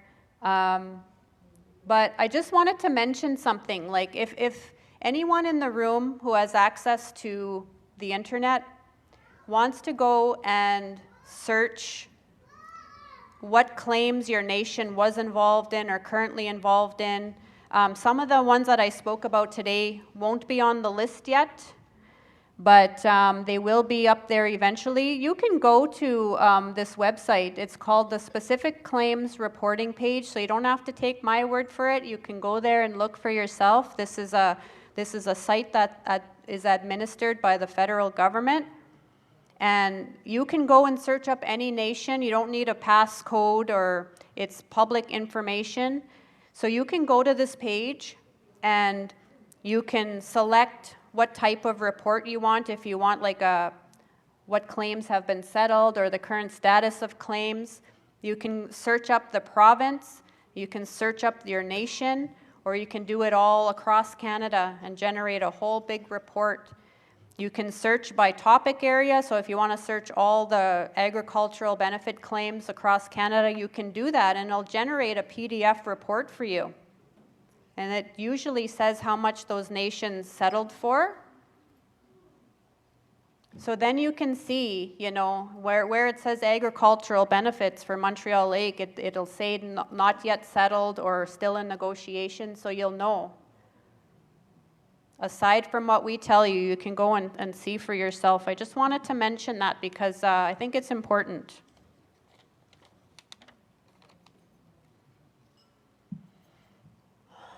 Where's my last slide? How come it's in the roof? All right. Just parting thoughts here. You know, I just wanted to mention that, you know, your leadership, your Ag Benefits Committee, your negotiator, and myself, we're still very much committed to being transparent to the membership and giving you all these updates as we get them. So if there's a time when there's a long break between updates, it's because we haven't learned anything new. So just keep that in mind. We're also, you know, we're still talking about getting you fair compensation, which of course we're talking about fair compensation including what you pay in legal fees. Someone asked that question earlier, and you know, I'm not afraid to answer those questions because I'm not one of those lawyers that takes millions from the people. I charge my hourly rate and nothing more, and that hasn't changed, and that won't change going forward. And we're also committed to safeguarding this money once it comes in. You know, that trust agreement is going to become very, very important. It's a legal document that everyone has to follow. Your leadership, the community, the trustees, and it's a way to keep your money safe. And you get to see that document, you get to vote on it. You'll see it, you'll have a say what goes into it, and you know, that's kind of in the works, and it's coming soon to a community meeting near you.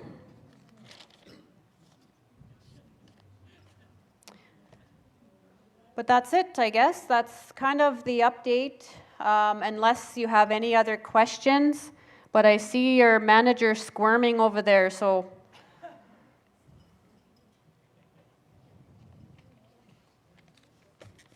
No? Great.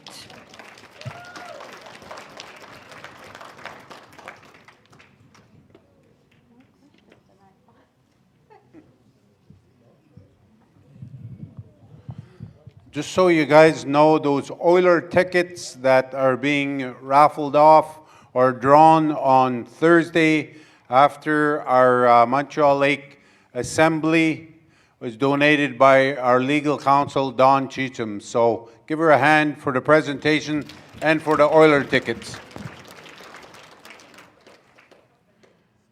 So there's a whole bunch of prizes here, but I want to keep moving here.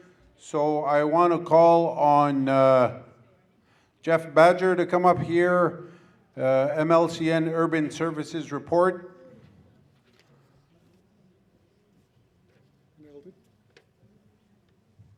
And Eldon as well.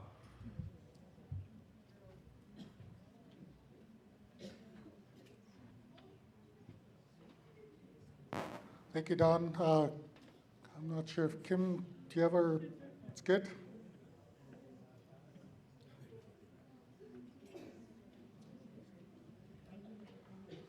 All right, yeah, no, we got a lot of work on the go right now.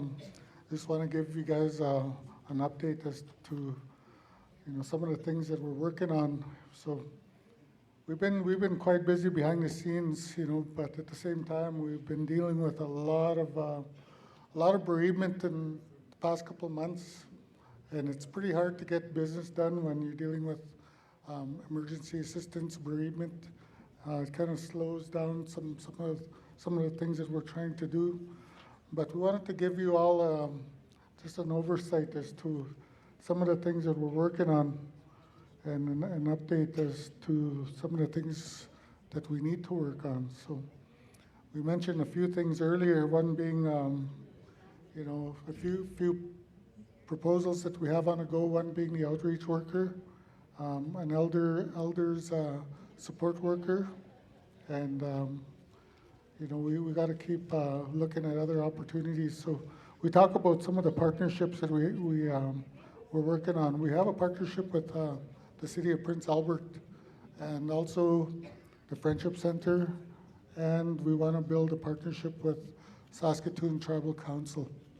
So we did meet with Saskatoon Tribal Council Chief Mark Arcand, and he's very open to a partnership with MLC and Urban Services Inc. in Montreal Lake. So some of the things that we've done was we went out and we went and did some tours for some of the services that they provide,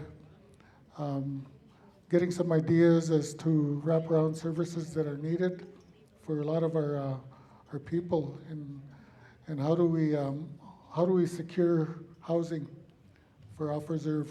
So we want to open these doors, and we want to make sure that we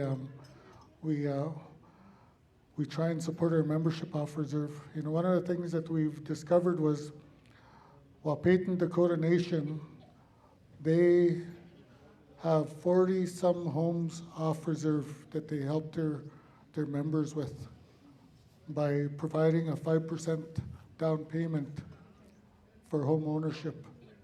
So, eventually we want to get to that point where we're able to help our off reserve members, that, we have a lot of our members that are paying rent, and they're paying other people's mortgages, when we can support them by paying their own mortgage.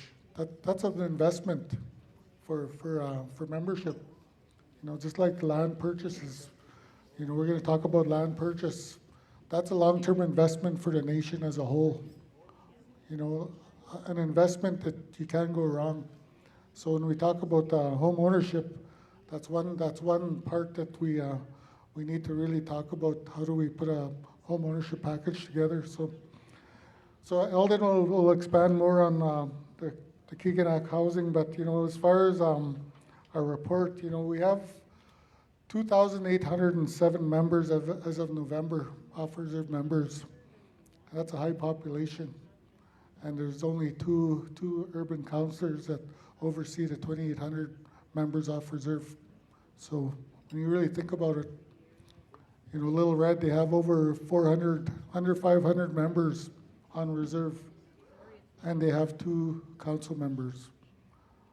So you look at the balance there, right? So just a little perspective as far as the membership and how many people Eldon and I work with and work for off reserve. But we get a lot of support from our colleagues on reserve, so which is very helpful, and we really appreciate that. So along with all the programs, look at all the programs in the back there, our youth program, they do a lot of work for off reserve members. I heard mentioned about sweats. One of the things that I want to mention was Little Red River Park. They're building a cultural grounds back there, and we're a partner to that. So, our cultural program is going to be developed. So we're going to be able to, as part of our wraparound services, our addictions, all that, we can transport our members to Little Red River Park to participate in sweats on a regular basis. So there's going to be like a plan put in place that we'll be sharing once it's developed. So that's some of the work that we're working on. I mean, it's a lot of tedious work that, it's very detailed, and we're not just sitting idle. We're doing a lot of work behind the scenes. So, our urban office, we have an office we're renting off of Sturgeon Lake developments. So you look at the amount of money that we spend on rent every month, and that's something that we wanna propose is how do we purchase land to either buy an existing building or invest in land purchase to develop our own facility. So, and we need to invest in the long run for Montreal Lake as a whole, and have our own off-reserve building. That's part of the plans. So those are the things that we're working with all departments on, trying to put our dollars together and put a proposal together and seek some federal and provincial funding as well. So there's a lot of work, there's a lot of lobbying that needs to take place with all of that. So, services are in the development for officer members according to the strategic planning org chart. So, see if this works.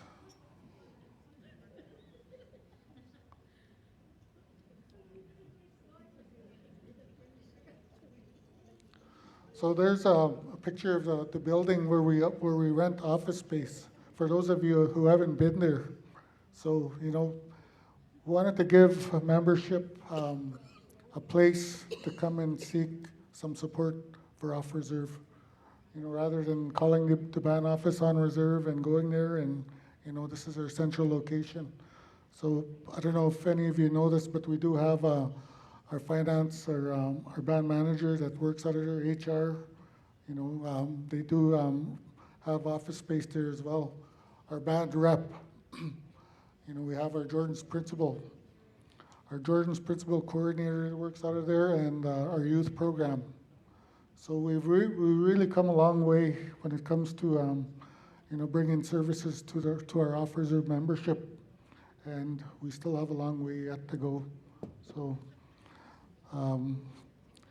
We have a strategic plan. It's on our website. I want to encourage everyone to go to our website.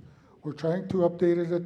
We're trying to update it as often as possible, and that website will give you all the information as to what we're doing and where we're going, what we have planned. So, it's been a good adventure for myself, like urban services. It was Eldon and I that we had this discussion about starting urban services, and I did a lot of this. I did a lot of the groundwork out of my home office. I did some of the finance work, some of the meetings right out of my home office, and until we moved into this space. So. Now we have our own office. It's expanding, and we want to get to a point where we have our own facility that Montreal Lake owns and they can be proud of. So that's where we want to go. So we want to keep up the momentum, and if it wasn't for chief and council, we wouldn't have gotten as far as we have. So I want to ask for you all to give a big round of applause to our chief and council for all the work.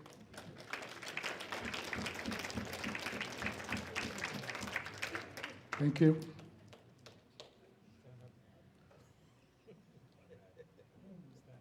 So this presentation you can find on our website, mlcnurbanservicesinc.com. So anything that I'm skipping, you can catch up on your own if you want. So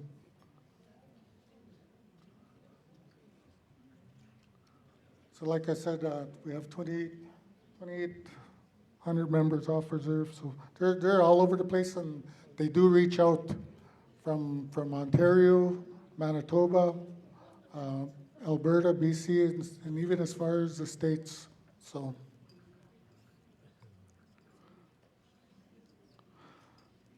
the current staff, we have our, like I said, our Jordan's principal, we have our finance staff, which, you know, we want to get to a point where we're going to provide some corporate training. So corporate training is very important. You know, we have laws, rules, and regulations that we need to follow. This is not, it's not like a regular band office on reserve. We have to follow provincial law. So, you know, we got to be careful as we move forward. So we need to provide some training, and we need to provide some capacity development and building. So we have our mental health therapist to be confirmed. There are various special contracted services such as housing consultants and grant writers, land-based learning, and funding becomes available as we are looking to hire an operations manager and a cultural coordinator outreach worker. So, you know, right now I'm kind of helping, doing a lot of that, juggling. So it's quite busy, and, you know, get a lot of calls in regards to cows and plows. And, you know, with the amount of work that we're presenting here, it's very difficult for us to be answering on a daily cows and plows. So, you know, and I'm going to give you an example. Just today, this morning, until I got here at 4 o'clock, I counted the number of requests that I got just today for emergency assistance, 26 requests.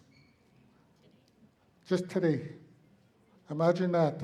So imagine dealing with that like on a daily, the number of requests, and sometimes you do upset people when you can't answer your phone or you're not responding to texts.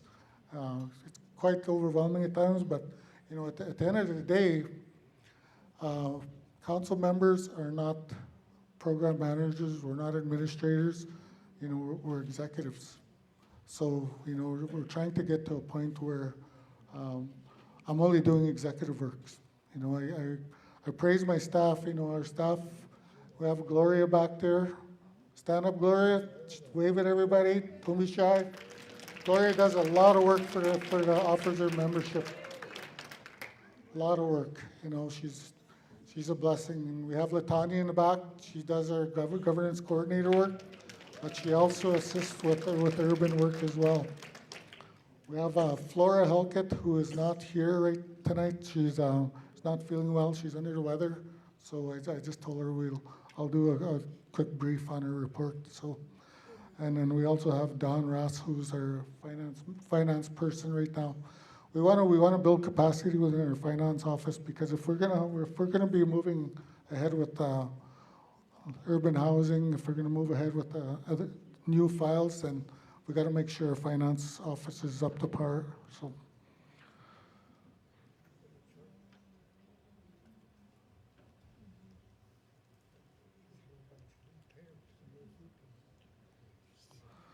So our mission is to improve the well-being for MLC and off-reserve citizens by increasing effective communication and information sharing, strategies and services, opportunities and supportive connection.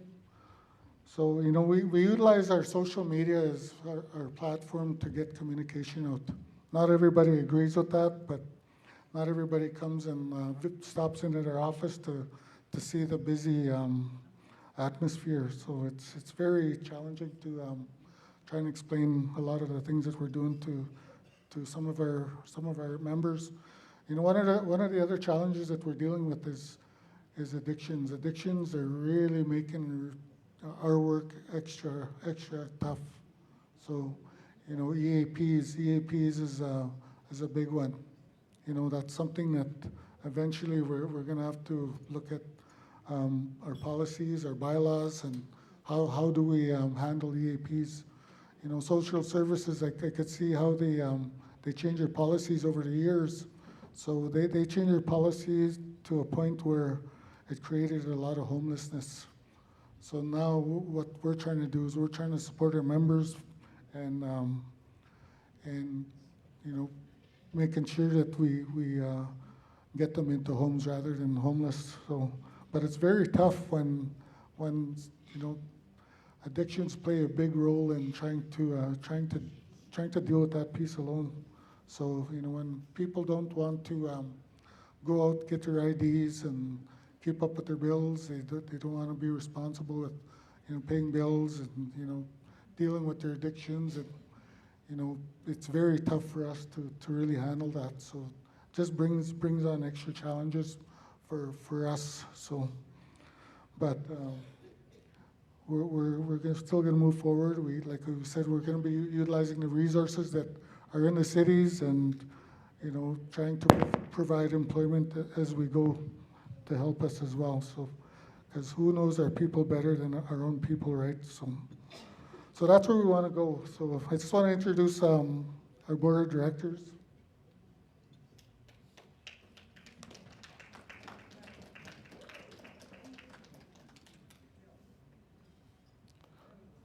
Okay, we got Larry Burgess back in. If you could give a wave there, Larry. Our HR worker is one of our board of directors. He just stepped back onto the board. We have Edidine Bird sitting over there in that end. Randy Scogan's out of Saskatoon. She's a nurse. She's not here tonight. We also have Fonzie LaValle, sorry. Back in the back there. Eileen Bell, Eldon is the ex officio, and myself as the chair.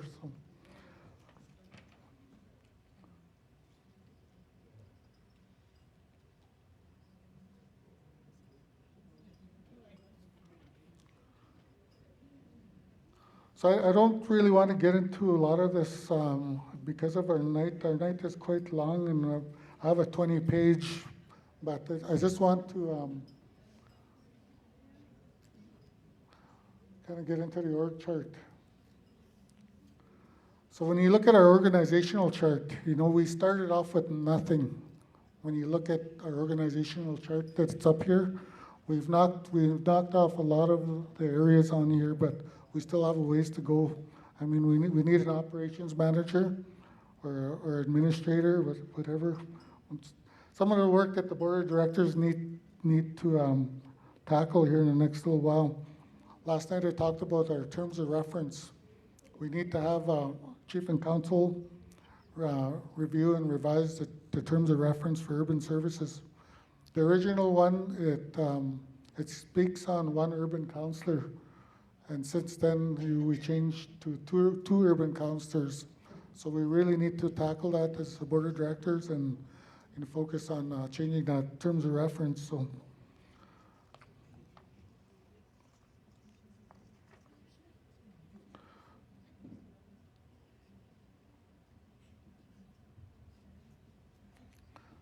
Partnerships, yeah, no, we've had some meetings with the city of Prince Albert in regards to partnerships and Friendship Center.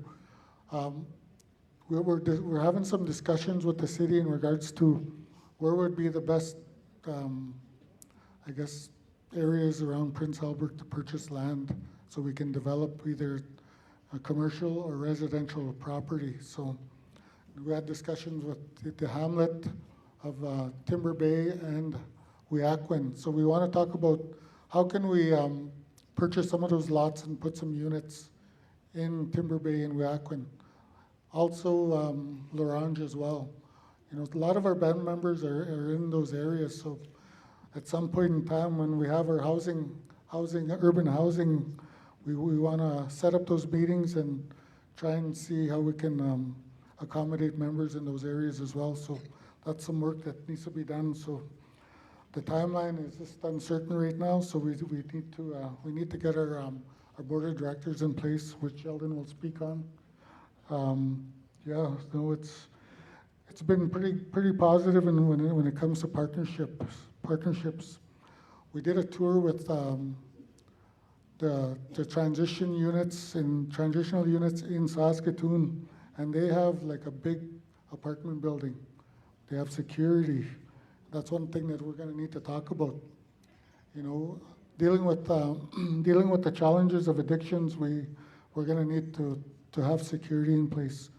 You know, just this past week, last week, we had some issues at our office, which really brings me thinking we're gonna need to have security in our office now. It's, you know, sometimes our ladies are working by themselves and no one's there.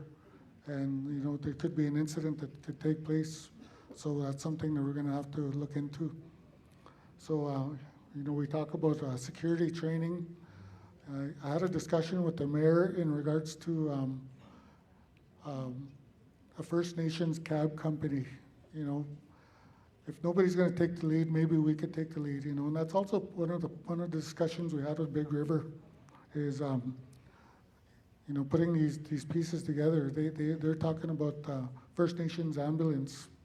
They mentioned the First Nations cabs, and you know, for me, I talked about the security. And when I sat in a chief's meeting with PAGC, there was an update from Shirley Woods in regards to the hospital, the new hospital. So one of the points that I made was they need to really look into the security of that hospital. And sure enough, the very next day there was stuff on Facebook with the security. So those security guards were fired. So. But yeah, moving ahead, we have a lot of areas we need to focus on. You know, we need family supports, safe homes, post-majority, urban CFS programs or family service programs. You know, we need to provide some accommodations. You know, one of the things we talked about was just recently is that the number of requests that we receive, and we get a lot of criticism from the same people that we accommodate when it comes to accommodations, putting people up in hotel rooms. You know, that's a huge cost, and when it goes for 3-4 days, it accumulates. So, and you know, we face criticism, and it's not fair, but you know, it is what it is. So.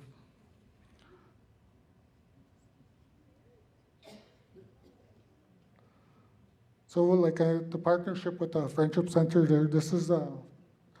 there's a video in regards to the grounds and the development, and there's going to be what do you call it, a layout of the land, sweat lodge. There's going to be a cultural center.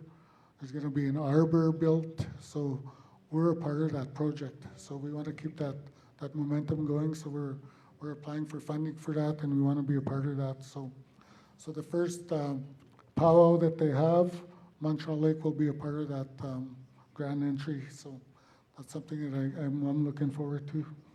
So.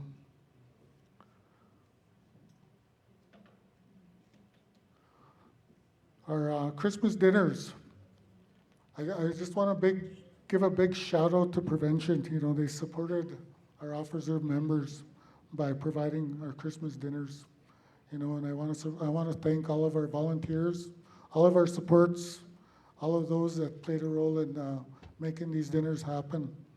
So Chief and Council were a big help with that. So, you know, again, you know, we owe a lot to Chief and Council. So our vehicles, you know, it was mentioned earlier, you know, we're putting a fleet together, vehicles, and now what we're finding is, just the other day I was trying to go start a van just so we could provide transportation, and the vehicle was frozen, so I couldn't do it. So our other vans were frozen, so you know, I think we're going to need to at some point think about, you know, having our own area where we can plug in our vehicles, or even put them in the garage. So we do have plans on, you know, trying to accommodate Larange and Regina for vehicles as well. So they need some supports there too. So when it comes to Glantz, if you could stand up, this guy's been providing for Prince Albert. He's been with us since we started. We also have Matthew Henderson in Saskatoon, who's been a great help. So these two guys, they've been multitasking for urban services since we started. So We really appreciate the work they've done, the commitment, and everything that they put into urban and the work. So, youth activities. You know, I just want to give a big shout out to Levi and the youth program.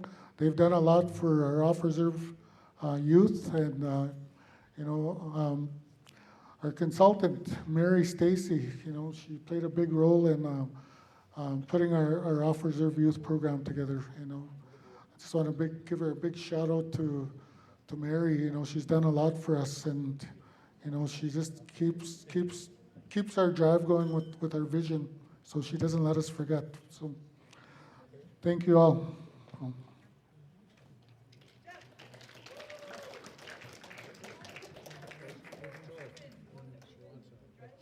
Yeah.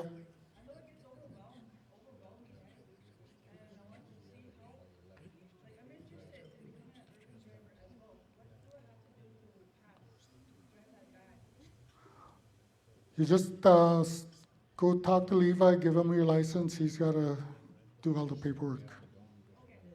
Yeah. We are going to be doing call-outs for volunteers here. So one thing that I don't have on here is, we're going to be working with a lawyer in regards to getting a lottery license. So when we do get our lottery license, we're going to be needing volunteers. So we're going to be calling all those that we gave EAP to. No, it's something that's going to be exciting. You know, volunteering, doing some fundraising for our officer program. So, what are we going to fundraise for? That's something that's undecided so far. So we're going to be having some meetings and putting this all together.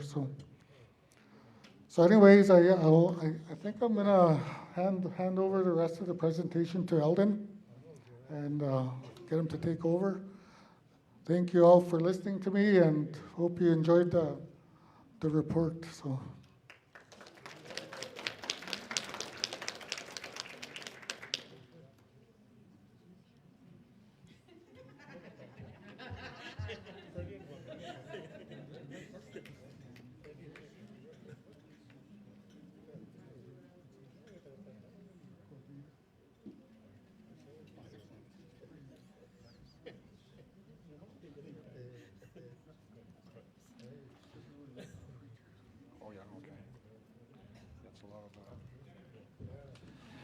Good evening, everybody. I haven't been to this building since our grad. I think we had our grad in July last year, 2025. So we had our 4th annual urban grad, grade 12 and post-secondary here. So last 4 years, we've held our event here, and it's been awesome. I mean, our grade 12s and going on to university and other educational opportunities. We do have a little bit left to go here, but we're just deciding that we're going to do a letter, a report sort of thing from our team at the office, Flora Helkett. So Jordan's principal is currently still accepting applications, but all requests are now being sent to the region. These requests can be on areas like social, rent, utilities, groceries, furniture, respite, health, mental health, dental, mobility aids, etc.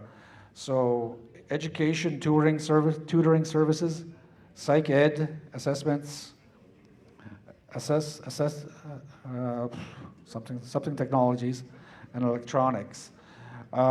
Service coordinators are there to help guide you with what documentation is needed to send in a complete application. So everything is getting vetted through region, and it's causing a lot of delays, and it's causing a lot of families to how do I say it? They're suffering end of the day, and so just further on to this report, it's kind of hard to see. incomplete applications will only delay the process, so I'm going to make a comment on that in a bit. Due to high volume of requests being sent into the region, so region is currently only working on requests that are urgent. And that's a good question. What is urgent, right, and to them? There's no time frame as to when the region approves or denies a request, as all decisions are left up to the region. It is best to make sure your application is complete with all the proper documentations before sending it in. If you have any questions, Jordan's Principle, regarding Jordan's Principle, please refer to the pamphlet that I have set out. Jeff, is there, when she mentions a pamphlet, where is that pamphlet? Oh, the pamphlets are at the front door. Okay, yeah, the pamphlets are at the front door regarding Jordan's Principle. And applications. And applications, just to let everybody know. Kim has them. Question?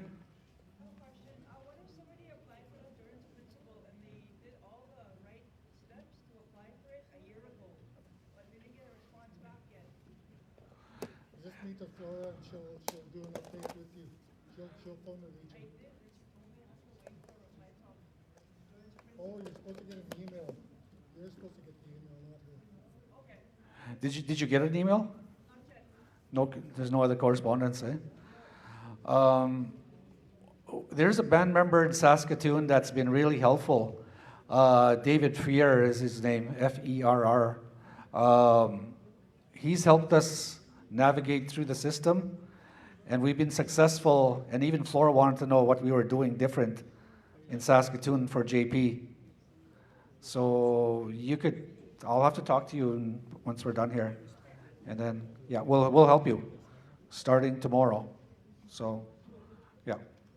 All right, so that's the JP report from Flora.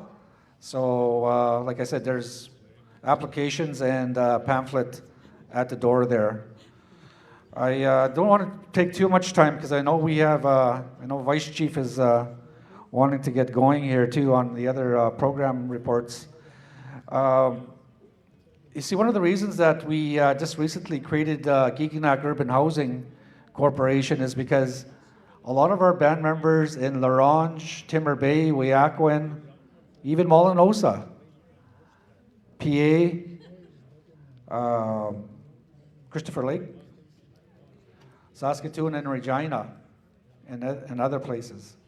I can even say trap lines because we should be doing some special pilot projects for cabins, and some people have lost cabins due to the fires. So Geekinak Urban Housing Corporation, we sent out a poster, had a deadline on it. We extended it once, I believe, or was it twice? Once. So we do have some good candidates right from Regina to La Ronge, anywhere in between. So that's a good sign. That's a good sign that people are stepping up. They want to help our nation. You know, this is about capacity building. It's about nation building for Montreal Cree Nation, but in particular, MLC and Urban Services, Inc. And for us, you know, we see all the programming and the services and the contribution agreements being signed with the nation, on the nation side. You know, that's the way it's been for a long time, forever, since. I guess the point is that the reason for us to create urban services was to kind of mimic what was happening on the reserve for programs. And in 2019, I got a little fed up. In 2019, I got a little bit fed up. And to be honest, I said, okay, well, we're going to build Urban Services, Inc. And that's where it is today. I mean, it's not on there anymore, but it is where it is because we had a dream. We had a vision, and we wanted to fulfill it, and it's still a lot of work. Like, look at the areas of health, education, post-sec, justice, and even entrepreneurship. You know, I really think our nation needs an entrepreneurship fund. Just today, very sad, One of our band members has to shut down his business end of the month. End of the month. And he's worked so hard. And a single parent, and now his business is closing. And he put a lot of money into it, a lot of time, a lot of money, and so that's sad to see. So in terms of urban economic development, we do have to step it up in this area. There's, like I said, we need to build out an entrepreneurship for our band members, an entrepreneur fund for our band members, because we do have entrepreneurs in our nation, within urban and off-reserve and on-reserve. So we need to acknowledge them. So that's work in progress. Presentation, I think what we should do is try to get a copy for all of you, and we'll probably just have to email it or put it on the website. So I don't want to take too much more time, Dawn, but there is a lot of things going on. We're busy. We're up in Ottawa, had a successful meeting on our, Chief Joyce was there. We were in that meeting there. And I was advised to work with Director General's right hand person. And it's to create our new urban education, training, trades center for employment trades. So that's something else. Just watch out for that as we build it out. We have to submit our proposal pretty quick. And I had a meeting with Minister of Health as well. Yeah. So.